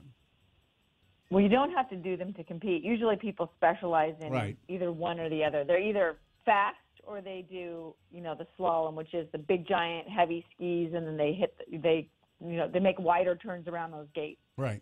But the downhill giant slalom, gosh, you're going to test me, and I'm in the middle of the night here. Is there a Super G? Is that something that they do? Yeah, there is Super G. Yeah. Yeah, and the combined, where you have to race, and that happened already for the men, where there's one section of downhill, and then a couple hours later you race the slalom course. Oh, I see. And that one's my favorite because it's super challenging, and it's a rare person that can do both of those. And is the Super G the biggest one, the big long downhill where they go 80 miles an hour? No, that's probably just the downhill, the one that you see all the crazy crashes. Although there were some pretty interesting crashes yesterday, and if you want to Google it, I'm not sure if I shared it on my Twitter or not. There was a ski racer that fell and slid into the crowd and took out a photographer. Wow, boy. And the photographer took pictures of the skier coming at him the entire time. That's a pro. I want to see those. Yeah, and it is a pretty spectacular series of photos. So, there's a few of those yesterday, head first crashes into the gates, and there are volunteers up there have been taken out more than once. Wow. What was so you go to the press conference, I guess, afterwards when people get to ask what's her name? Michaela Schifrin. Michaela Schifrin. You get to ask her questions. Yeah. Talk about that a little bit. What's she like? She's great. I love Michaela Schifrin. I was actually really hoping that she would be the USA's 100th medal because she's super interesting, very genuine, down to earth young woman. She won her first gold medal at 18, so she's super accomplished.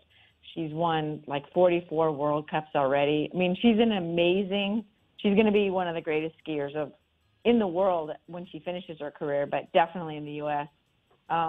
She's just, and then she just is pretty normal. Like she's talking about, I was wondering if I was good enough. And, she has all the same idiosyncrasies that the rest of us have, but she's amazing and awesome, and she's beautiful, and she's the whole package, right? Gina. She's just a joy. Okay, I know we don't have much time with you, but I want to ask you about something else. Okay. So there's been a lot of talk back here about Shaun White, and there are two conversations going on. Wow, he's amazing at his age, doing what he does. He's the best. Gold for America. Oh, and he cried at the end, and his family was there. And then there's the assault allegations against him. Well, the harassment. Harassment. Yeah, and the dragging the flag. Well, and that's a separate thing. But I wanted to talk about the harassment and his second apology, which was not an apology. Well, but here's my question for Amy. Yeah. Do you think those things should be separated? Do you think that the harassment stuff question should come up at a press conference where you're talking about winning the medal? I think that I do, because they're who you are. I mean, we ask people about parents that they lost or college degrees they're getting or businesses they own. We ask them all kinds of stuff about who they are off the field of play. And in every press conference, what are your hobbies? It's that behind-the-scenes stuff that makes someone interesting. Yeah. And one of the things that's been interesting about Shaun White is all the other stuff he does. He's in a rock band. He also is a super successful summer athlete in skateboard. So I don't have his hobby any problem with... And his hobby is sending pictures of a penis to this woman in his band. Yeah. Well, and so he settled a suit with her. And I think that, especially in the climate that we're in right now, it's relevant. I wasn't at the press conference for Shaun White, so I didn't see all this happen. But I know that no woman was called on, and that's just a fact. There were women who had their hands up the entire time. I know the press guy for snowboarding, and he's called on me in a press conference, so I know he's not opposed to having women ask questions in a presser. But I don't know if they were trying to avoid that, or if that was just an accident, or if it was a specific women who were there. Because the women who were there are definitely outspoken women who were on Twitter and talking about That's it. Interesting. I don't know that it's the most important thing, Gina. I don't think it's like, you can still love Shaun. I think what Shaun White did is amazing, especially at his age. I mean, it's no snowboarders won 3 gold medals in any. I mean, it's an amazing feat, and that sport is so physically demanding. And so I think you just have to ask. As for the dragging of the flag, I would just tell you, it bothered me a little bit, but I also know that when you're competing at this level and that adrenaline's running through your body, you're not always aware of what happens. I've talked to athletes who had no idea that they ripped their face shield off and chucked it, or that they, kissed somebody or grabbed somebody. They don't. You're in a kind of a different state. So I think it's just more complicated than it might appear, but I don't have any problem with people putting this. I personally may address it in a column. Okay, that's I thought you might. Cool, I hope you do. But I think that a story, if you make the choice as a reporter all the time about what you include in a story. I didn't put it in my story. I'd say 90% of the reporters didn't. I don't have any problem with them asking the question. And is it relevant? Yeah, I think it's relevant because everything else is. Just real quick before we let you go, the U.S. women's ski team, are they wearing their Marvel Comics suits? I don't know. That's a good There are two. question. There's a Captain America version, and then there's a Captain Marvel version. I guess I'll have to watch to find out. They don't. Yeah, Michaela Schifrin will ski today. Yeah, she's the one I'm looking at right now in Captain Marvel. It's red, yellow, and blue if you look for it. No. All right. Thank you. Thanks, Amy. We got to go. They're not wearing those. Okay. They're not wearing those. All right. Thank you. Get some sleep. Okay. Good night. Talk to you later, guys. Bye. All right. 1 o'clock in the morning. That's fake Olympic music, I hope. It is. Okay. It's purposely non-licensed. It's Olympic-like. Yeah. I don't know. It's pretty close. Yeah. The Olympic ears are everywhere. Yes. All right, 9:13 right now, and we'll be back after these with Boner Fight. We'll decide who Boner of the Day is there. Before that, a reasonable amount of news. But, pretty big excitement. Oh, yes. Guess what, Gina? So yesterday, for our Valentine dinner, my husband sends me a grocery list and then sends me to Harmons. How romantic. Yes. And I go to the Harmons meat counter, and their meat is always great, but I said, I'm looking for some dry-aged New Yorks, and he's like, let me cut some for you. How big do you... And he cut you the thickness you want, and they were delicious. Custom, I mean, really, they do have custom butchers at every Harmons grocery store, and the newest one opening, it's their 18th Harmons location. It is opening next Wednesday, February 21st, grand opening at 4675 South Holiday Boulevard. And it's a beautiful store, apparently. I have not seen it, but I know Carrie's driven by there. Yeah, it's very nice. It's 3 stories, 58 windows, which bathes the store in natural light, polished concrete floors, European-style glass cases, which so it makes the delicatessen easily to access and show off what they have. And, that's one thing I have not done at Harmons is sampled some of their delicatessen pre-prepared salads and things like that. It's delicious. I really should do that. And they've got some sort of patio up top that you can eat on, you know, and there's a nice view of Mount Olympus. Oh, that's lovely. Yeah. So it's Harmons, your neighborhood grocer. Grand opening next Wednesday, 4675 South Holiday Boulevard. If you didn't submit your film.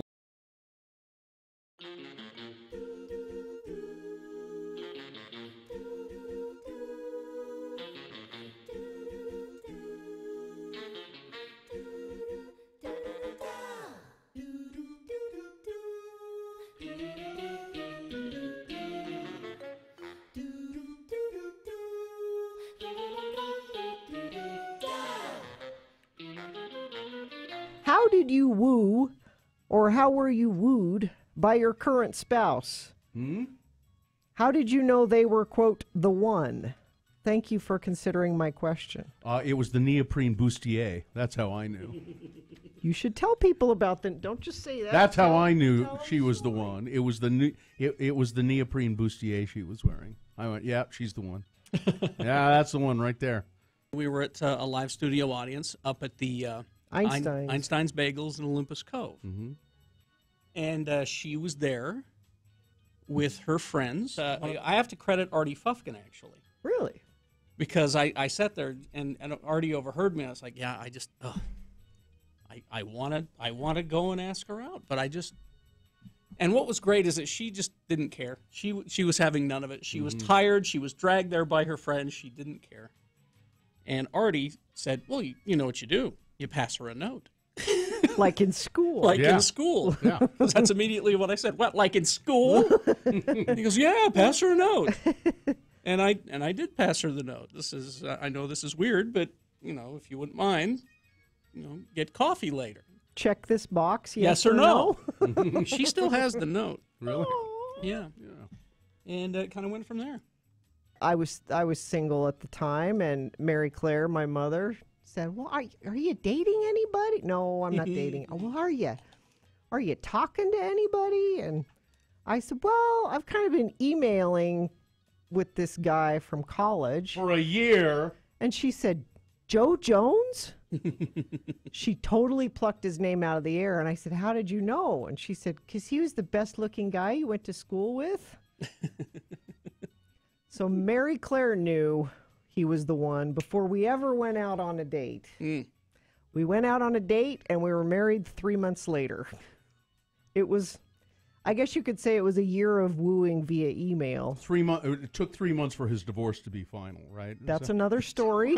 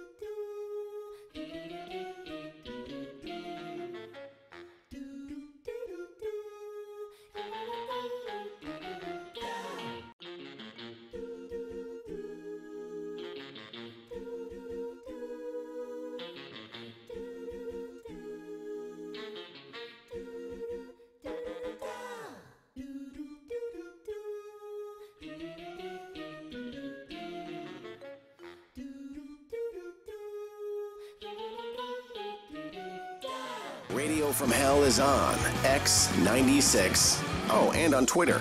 Follow us at Radio from Hell. All right. We're going to get to Boner Fight coming up here in a few moments. But first, reasonable amount of news.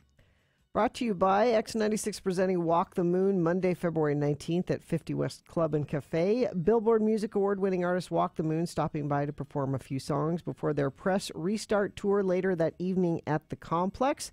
Starts at noon, and everyone attending will have an opportunity to meet the band, but space is limited, and you must be 21 or older to attend. So call in sick President's Day and join X96 at 50 West Club and Cafe. Meet Walk the Moon Monday, February 19th at noon.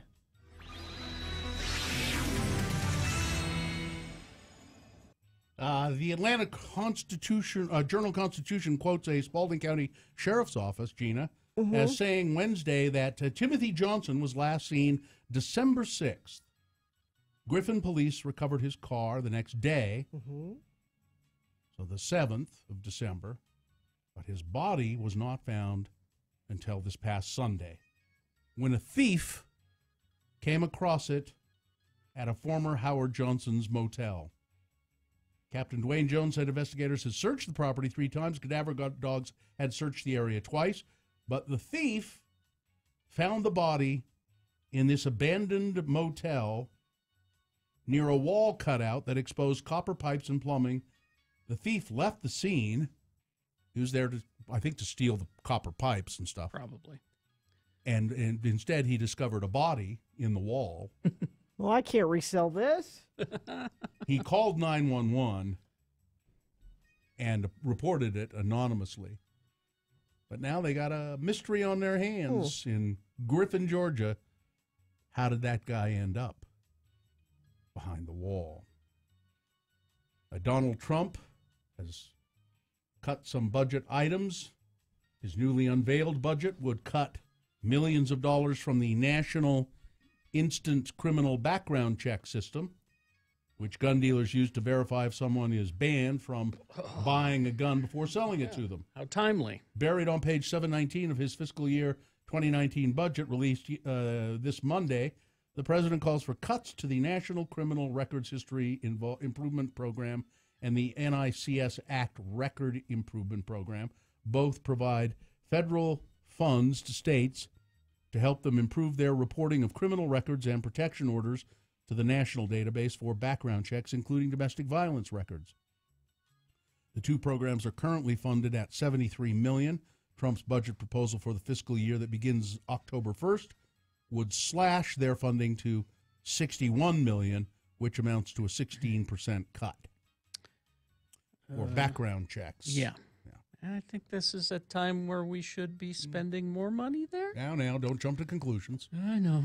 Just like you liberals, just spend money, spend money, spend money. The FBI was warned in September about a possible school shooting threat from a YouTube user with the same name as the suspect in yesterday's shooting in Parkland, Florida. Oh. Ben Knight, a 36-year-old YouTube video blogger from Mississippi, noticed in September an alarming comment on a video that he posted. He told CNN that he immediately contacted the FBI.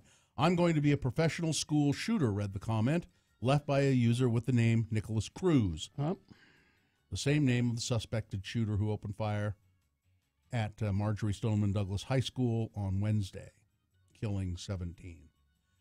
Ben Knight emailed a screenshot of the comment, which he shared with CNN, to what he thought was an FBI tip line, but the email address was invalid, he said. Benight said he then followed up with a phone call to the FBI.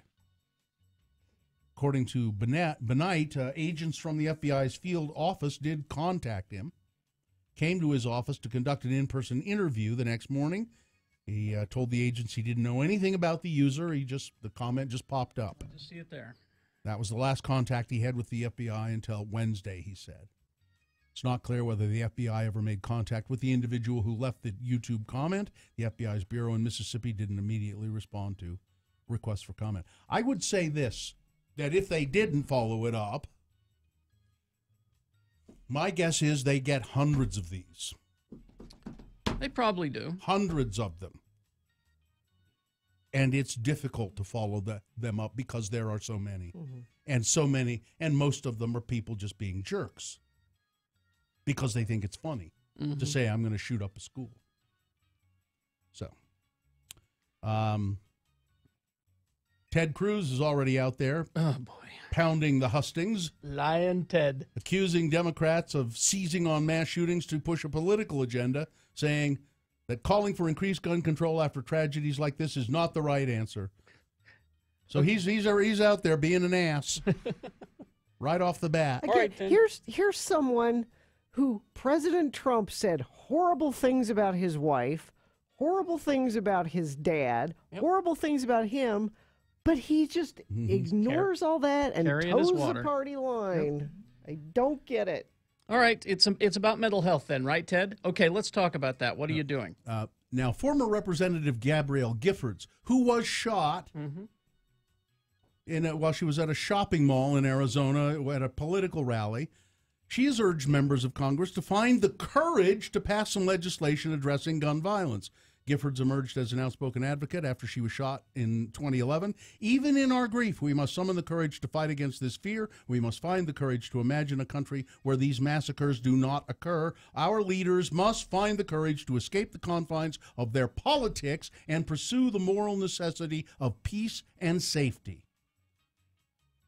And Representative Seth Moulton, a Democrat in Massachusetts, put it a little more clearly.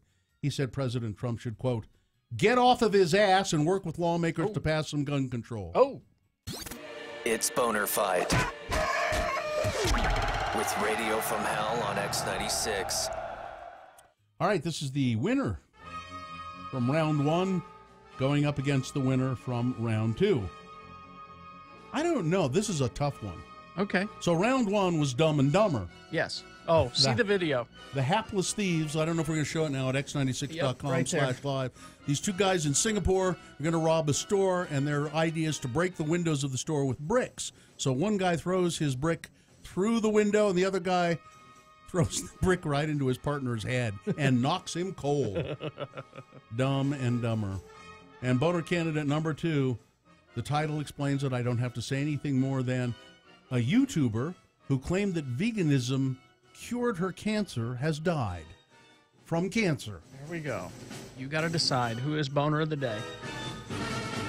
1 or 2. Remember your candidate number. Put that number in the message of a text. Text it to 33986.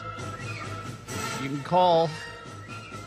Katie will take your votes at 877-602-9696. Or go to x96.com and look for the box that says Boner of the Day, Boner Fight, February 15, and you can vote there. All right, you've got less than 300 seconds to do it, though, so let's go. It's Boner of the Day. Want music? Listen at 10 for a 1-hour non-stop music wingding on X96.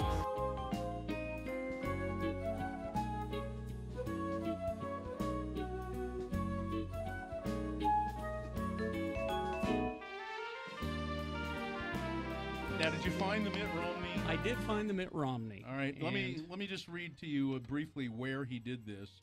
It was during a surprise appearance at a dinner this week. Did he pop out of a cake? For Washington, D.C. radio and television reporters, his top 10 list of reasons why he dropped out of the race for the White House earlier this year. Oh, now I found the David Letterman. Is this a different thing that you're talking about? It says here Romney offered the David Letterman-style list, written with the help of several campaign advisors at the Radio and Television Correspondents Annual Awards dinner Wednesday night. A video of the appearance is available on YouTube. Now, see, I've got the David Letterman. I don't know if this is the same thing. Why don't you do it, and I'll see if that's I also the same have thing. the other one, too. So. Top 10 reasons Mitt Romney dropped out of the presidential race. Well, here you have it. As topical as though torn from today's headline. Exactly right. Top 10 reasons Mitt Romney dropped out of the presidential race. Here we go, number 10. Harsh Midwest weather was murder on his split ends. Number 9. Is that? This is not the Mitt Romney one. This is Letterman's, but let's see which one is funnier. Okay. Wants to devote more time to his rap persona, P. Mitty. P. Mitty. Number 8. Polls show public doesn't want a president who looks like a casino greeter. That's good. That's good. Number 7, just couldn't compete with the Ron Paul juggernaut. Number 6. That's funny. unveiling a new line of honey-roasted rom nuts. What? What? What? Honey-roasted rom Honey-roasted rom nuts. I don't know what's the matter with the guy. Number 5, that bastard Zogby had it in for him. Number 4, apparently America's not ready for a white male president. Number 3. That's a good one. Number 3.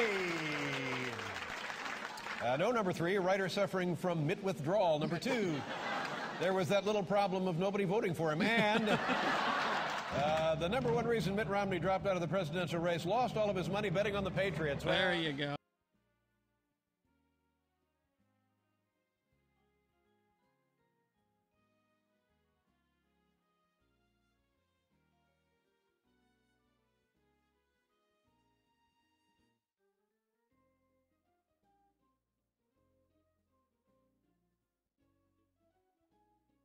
Organ. Spell it with me now. O-R-G-A-N. And now we'll use it in some dialogue. Here they are then, our 2 Utah men, Elder Legrand R. Dunn Jr.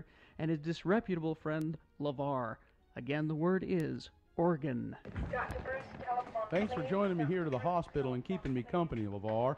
Brother Jensen from my ward is having his prostate tuned up, and we're taking turns waiting at the hospital for word. He hasn't got any kin or nothing, so the elders' quorum is helping out. Least I can do, Legrand. You've always been a good friend to me, so I thought I could just keep you from getting bored. Hospitals give me the willies, though. Ooh, yeah, not the best place to be spending the day, but Elder Jensen needs our support. I always give blood, too, just as long as I'm here. They don't let me donate blood, you know, because of that unfortunate dose of hepatitis I had a few years back. I remember.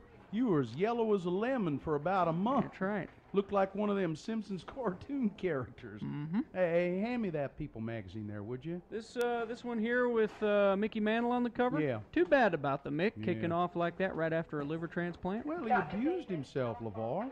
Smoking and drinking. You should take a listen. You know, my cousin up in Portland had to get a transplant. He's doing fine. That was a couple of years ago. Oh, I didn't know you had kin up to Portland in the Northwest there. Oh, yeah. My entire family comes from Oregon. We got started in Eugene, Oregon, but then moved to Portland, Oregon when I was just a shaver. Well, how come you moved to Portland? Your dad get a better job? Nah, we moved to be closer to Mom after she was committed to the Oregon State Mental Hospital just outside of Portland. Turned out okay, though, because the welfare office in Portland was open on Saturday. By the way, Levar, what kind of transplant did your cousin get up there in Oregon? Hair plugs. Got himself a hair transplant. Well, that's real serious surgery. Hey. Now, don't you go making light of that. Them things can get infected.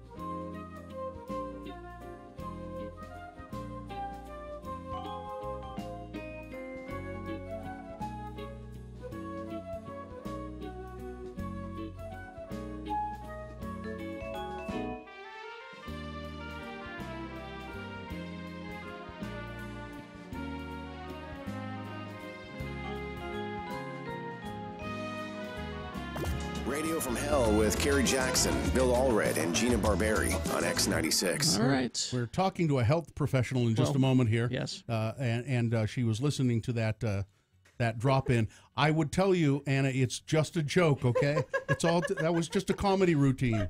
Okay. We're not encouraging morphine use. No. We really aren't. I'm like, there's a problem with opioids in this country. No, that's just a comedy routine. All right. Well, let's award the boner, and then we'll talk. This morning's boner brought to you in part by Surf and Turf. And get unlimited 1.5% cash back plus a $100 bonus with Power Cashback credit card from Security Service Federal Credit Union. Restrictions apply. Get details at ssfcu.org. Boner candidate number 1 was Dumb and Dumber.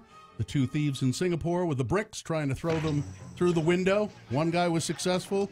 The other guy threw his brick and hit his partner right in the back of the head. Knocked him cold. Dumb and Dumber. And boner candidate number 2, a health-related boner candidate. A YouTuber who claimed that veganism had cured her cancer has died of cancer. The winner. What happened? Boner candidate number 1, Dumb and Dumber. Really? That surprises me. It's a great video. Great video. All right, 9:36. What do we got? What's going on Well, here? Mary Nichols is here. I see Mary here. And also Anna is with Mary Nichols. Anna is a nurse who specializes, she's with the Be Wise program at the Utah Department of Health. Utah Department of Health. Hi, Mary. The bosses of all health for the whole state. Yeah. Yes. And so what the Be Wise program, we're going to talk about women's health issues specifically. Yeah, specifically things we can prevent by taking care of ourselves. Okay. Yes. She has a few lists of 5 for us. A list of 5. Mhm. And All now, right. and I want to see if you've done all of these things, Mary. So number 1, Anna. All right. So number 1, we're going to go to our healthcare provider and have our blood pressure checked. Yes. That's number 1. Yeah. Then we're going to have a diabetes screening. Have you done both of those, Mary? I have not. Uh-oh. Not this year. I just went to my doctor and had blood work done, and one of the things they did was the diabetes screening. I go to my doctor just to have blood work done on a weekly basis. I enjoy it. It's probably better that way. Our insurance changed, so I have to change doctor, and I didn't find a primary care physician yet. So Okay. that's So you but will it's do my it. excuse, and I need to do it. Yeah. Okay. So now what's next? A cholesterol check. Cholesterol. Ooh. Yeah. Mhm. Yeah. Yep. Yeah. Well, But we don't. Yeah, I think women don't think about. I think we think that's a men's issue, and women need Mm-hmm. to check their cholesterol too. So do they? And now do they prescribe statin drugs for women as well? I guess. They do. Yeah. Okay. However, women often have a higher reaction to statin drugs than men. But you can also change your diet and Yes. do a few other things without. Better for than cholesterol. statin. Better than statin drugs is diet and exercise. Yeah. Sure. Mhm. Then another thing we want all women to have is a breast exam and a mammogram if you're over 40 every year. Every year. Every year. Yeah. There's been some controversy about that, back and forth, but they say really every year. Right? Every year. Mhm. So if you go when you're 40 and then when you're 41 your doctor says, it was normal and you have no family history, then you can wait a year. Yeah. But that's not a decision. That's a decision that you and your doctor should make together After getting it done after at you've 40. had Right. after you've had a normal Okay. mammogram. Gotcha.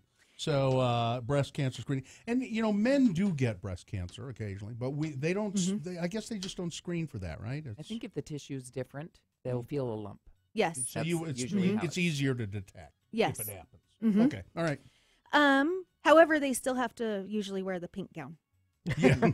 Now I know men don't have to do the cervical cancer screening. Hopefully not. Yeah. Okay. But we do want every woman who is sexually active to have a cervical cancer screening.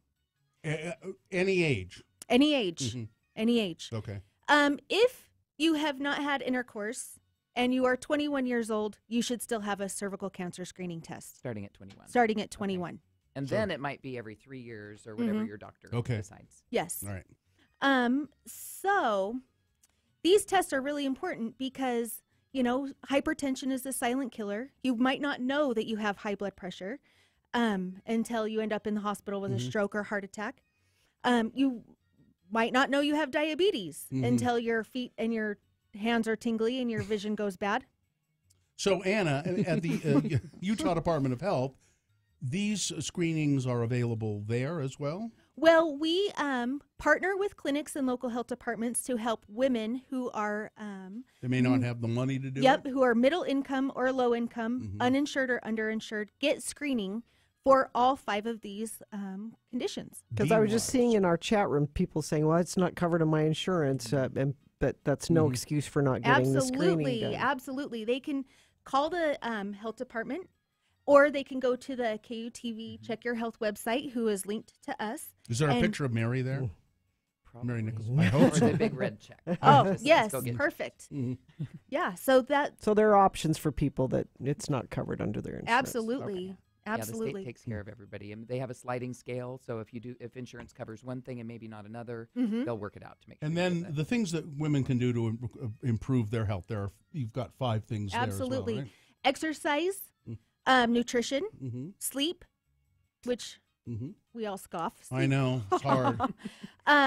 Mindfulness and social connectedness. So social connectedness, I get. You should have friends. Don't just sit home alone. Yep. But mindfulness, what is that exactly? That is just taking a moment to be here in the present moment, maybe doing some deep breathing, some meditation. We know that meditation actually lowers your blood pressure. I choose No, not red right wine. now, but not right this minute, Bill. No. Not right. Sorry. So, I set an alarm on my watch that just tells me to breathe. And my mom says, if you need an alarm on your watch to breathe, but That's really, it's really, a reminder. It's not a bad idea. It's just It is. taking some big, deep breaths, checking in, and being here in the moment. Well, and I think Utah women, maybe in particular, take care of everybody else before themselves. You take care of your kids. You take care of your husband. You take care of everybody at work. You're the nurturer. You're taking care of everybody. And it's like, I'm going to put off my appointment. I'll cancel my appointment. I don't have my primary doctor yet, so I'll put it off for another month. And then I'll make the appointment another month after that. And pretty soon it's been 2 years since I've had my checkup. And that's not taking care of yourself. When you finally get your primary doctor, and I know it'll be sometime very soon, Yes. will you have time to take care of me? Yes. I need will make taking time care to of. take care of you. Okay, I'll skip another 10 minutes of sleep. All right. Anna. Yes. People can find out more at the Utah Department of Health Be Wise program. Yes. And KUTV links to that as well. Absolutely. The Check Your Health. We've been with Check Your Health, Check Your Health Check in the Your Utah Department of Health for decades. Anna, you are thoroughly delightful. Well, thank you. You can come back anytime and be on our show. Well, thank you. And she knows what she's talking about. I might. I just make it up. Well, I might. And it'd be nice to have somebody on the show that knows what they're talking about. Well, it's funny. Refreshing. Yes. Earlier, you were talking about being on the air for 25 years. Or more, yeah. Well, I was here, not here, But in my car on my way to school 25 years ago. You guys were in there with me. Aw. Holy Now mackerel. He's a fan. That creaking you hear is, That's weird. is me. Now we know she's smart and twisted. Yes. we look pretty good for all of that, don't we? Okay, good. All right. All right. Thanks, you two, for swinging by. Thanks. All right, thank you very much. When the air quality is bad in Utah, people get sick, and some of them die.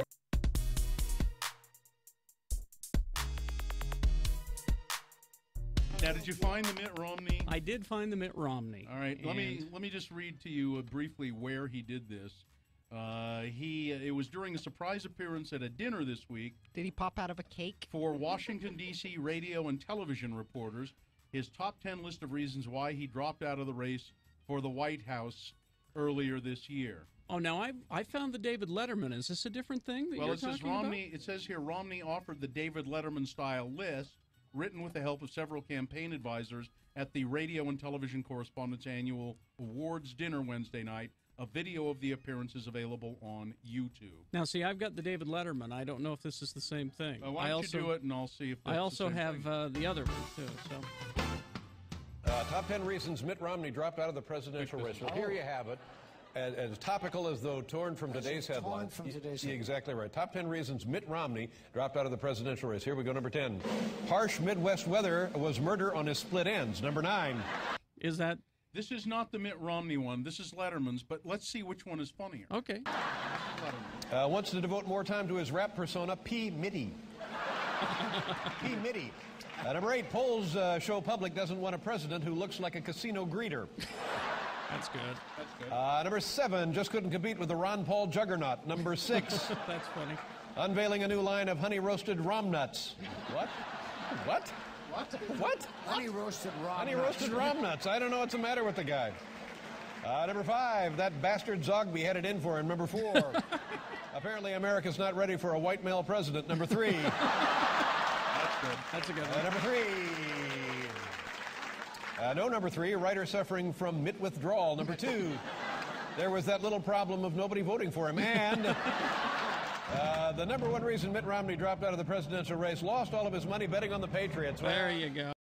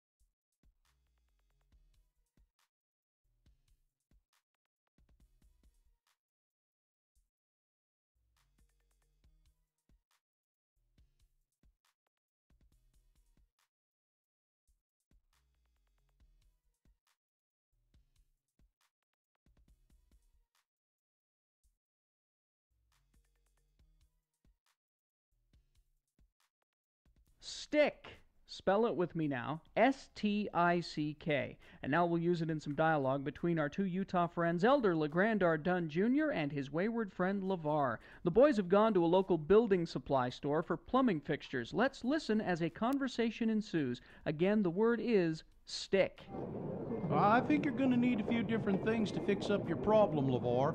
Just a tube of caulk ain't going to do the trick. Well, I'll take your best advice on this job, Legrand. I mean, that toilet's got to where it's leaking so bad, just putting towels around the base ain't holding back the flow no more. I mean, it worked for a couple of months, but this morning I was ankle deep in water, clear out to the kitchen. What do I need to buy here? Well, first off, you're going to need a wax seal, and then you're going to need to replace that float ball thingy.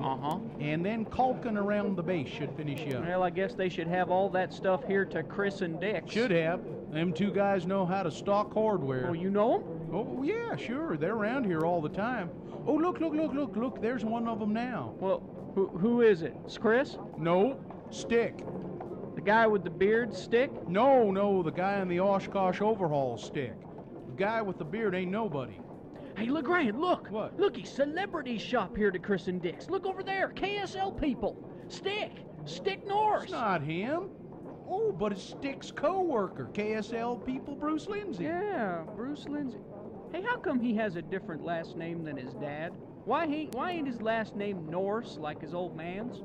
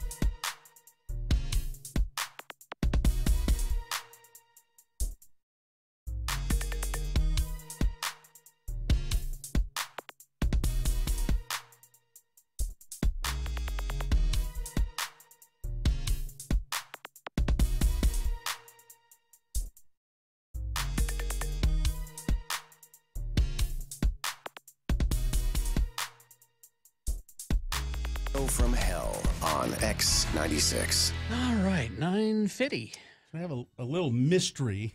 Oh? That we can't solve today, I don't think.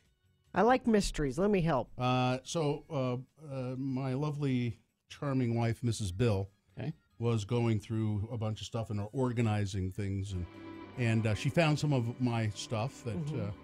Now she found this. This was interesting. This is a liquor license, and it's issued to me, and it's a liquor license that I was issued in Pennsylvania. When I was going to Penn State at the time, you had to have your driver's license did not suffice. You had to have why was this it different? license. God, who knows? Because liquor laws everywhere are screwy. So we're not the worst here? No. Now, you don't have to have this anymore, but it's pretty cool. This Your was pictures from on it? Yeah, from 1973. It's got my picture on it, my address of where I lived at Penn State, and it says you have to present this before you can buy liquor. And then, so that was kind of cool. And then I found that I'm going to give this to John Smith. I don't know. She said, "Why do you have plastic cutlery from Disneyland?" You've saved that? Well, I don't know why I do. I don't know. John Smith will love that. It's a mystery. But here's the biggest mystery. Okay. So it's still packaged cutlery from Disneyland. there's this little white box. Okay. And I'm going to post these things and we'll see if we can figure out what this is. And in this box, I've recognized this because I've seen this before, but I don't know who gave this to me or why. In this box, there is a big rubber fly.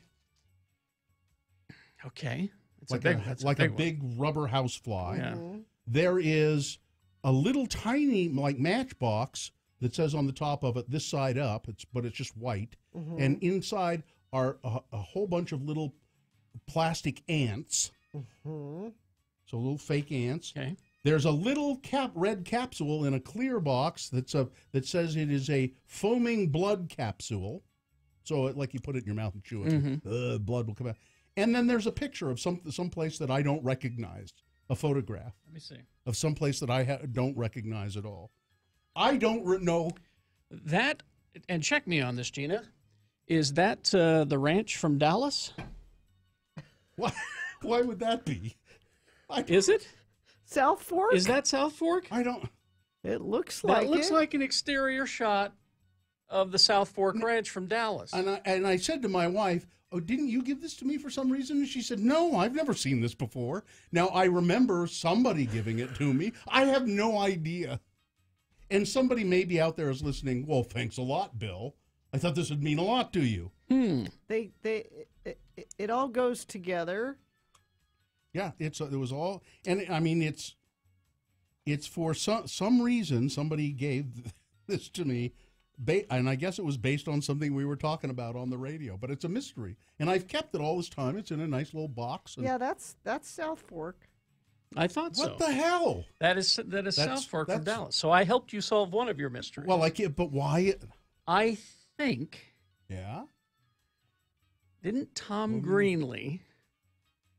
It's our old boss of ours. Yeah, get a picture of it when he was down somewhere in Texas. I don't know. And he took a picture of it. But why the fly and the... Well, I can only answer part of the mystery. I can't... Oh, wait a minute. What? This might have been something given to me by the first partner I had in radio, by his mother, after he died. But why would... I think that's what it is. I think it's now come back to me. But why? So what are the significance of those things? Well, I don't know. I think what it was she didn't know either. She said, I was going through Rob's things. He was in California when he died. Mm-hmm. First partner I ever had on the radio years ago. And he died of pancreatic cancer. And she came up to Utah for the few friends that he still had left up here for a little memorial thing that we did at Canton Low Restaurant. And the Canton Low one was on Harrison there. And I think that's what it is. She said, I was going through a bunch of Rob's things, and I found these things, and I don't know what this is. Maybe you know what it is. I'll bet that's what it was. Can I see the box of flies? Yeah. Or they're a little box of ants. Or ants, I mean. Yeah. Dylan, you have some... Dylan. I think I went to that with you. It was a timeout? Or was that a different old rate? It's a timeout now. It's timeout now, or it's when it was Canton. Well, it's not timeout anymore. Right. It's a Starbucks now, Oh. unfortunately. But she might have brought been a timeout. bunch of knickknacks of his. I Yeah. got a lighter that looked like Godzilla. Right. Cool. Heavy metal Yeah. Godzilla cigarette I lighter. think it's at your house somewhere. I seem to remember this box of ants.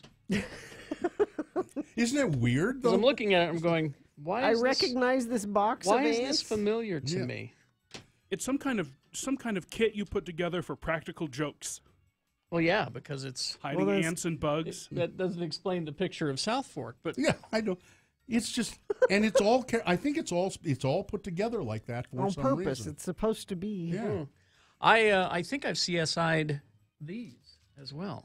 So these are. I was going to give this to you, John Smith. It's Disneyland cutlery, plastic cutlery, still in the package. Mm-hmm. I don't know why I have it.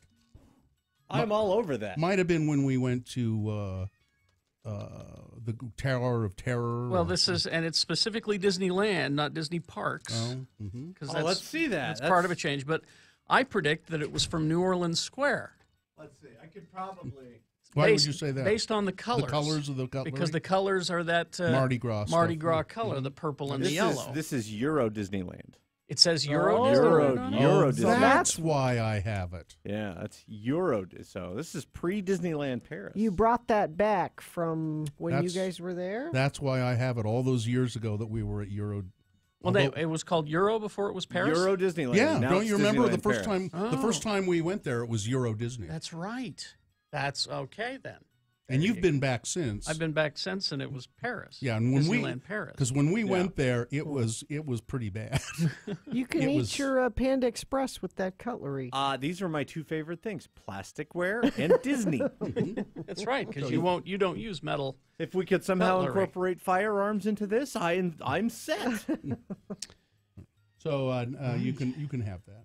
Thank you. I wasn't even sure what it was, and why does it say Euro Disney on it? It does. Yeah. It. Excellent. All right, let's do the promo and get out of here. Oh. Okay. You ready? Yep. On Friday's Radio from Hell show. At 8 a.m., it's the meh question of the week. Send yours to radiofromhell at x96.com. I'm not picking it. Neither am I. Neither am I. Tune in tomorrow's Radio from Hell show to hear the answer to a question someone's picking. It's the Radio from Hell show on X96. Good enough? Yeah. All right. I thank you for sending me that cute picture of your daughter, John. This was so cute. This was so funny. Yeah, so I wrote a thank you note to Scarlett because she brought us Tootsie Rolls when John brought her to the studio. Very nice. How old is she? She's 3. 3. So I wrote her a little thank you note, and I guess she was happy with it. She absolutely loves cards. Like she really? writes notes to people and hands them out. And so she's you can 3. see she's.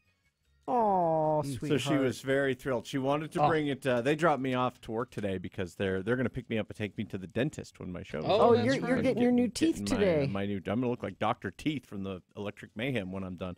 Look up Dr. Sardonicus. Dr. Sardonicus.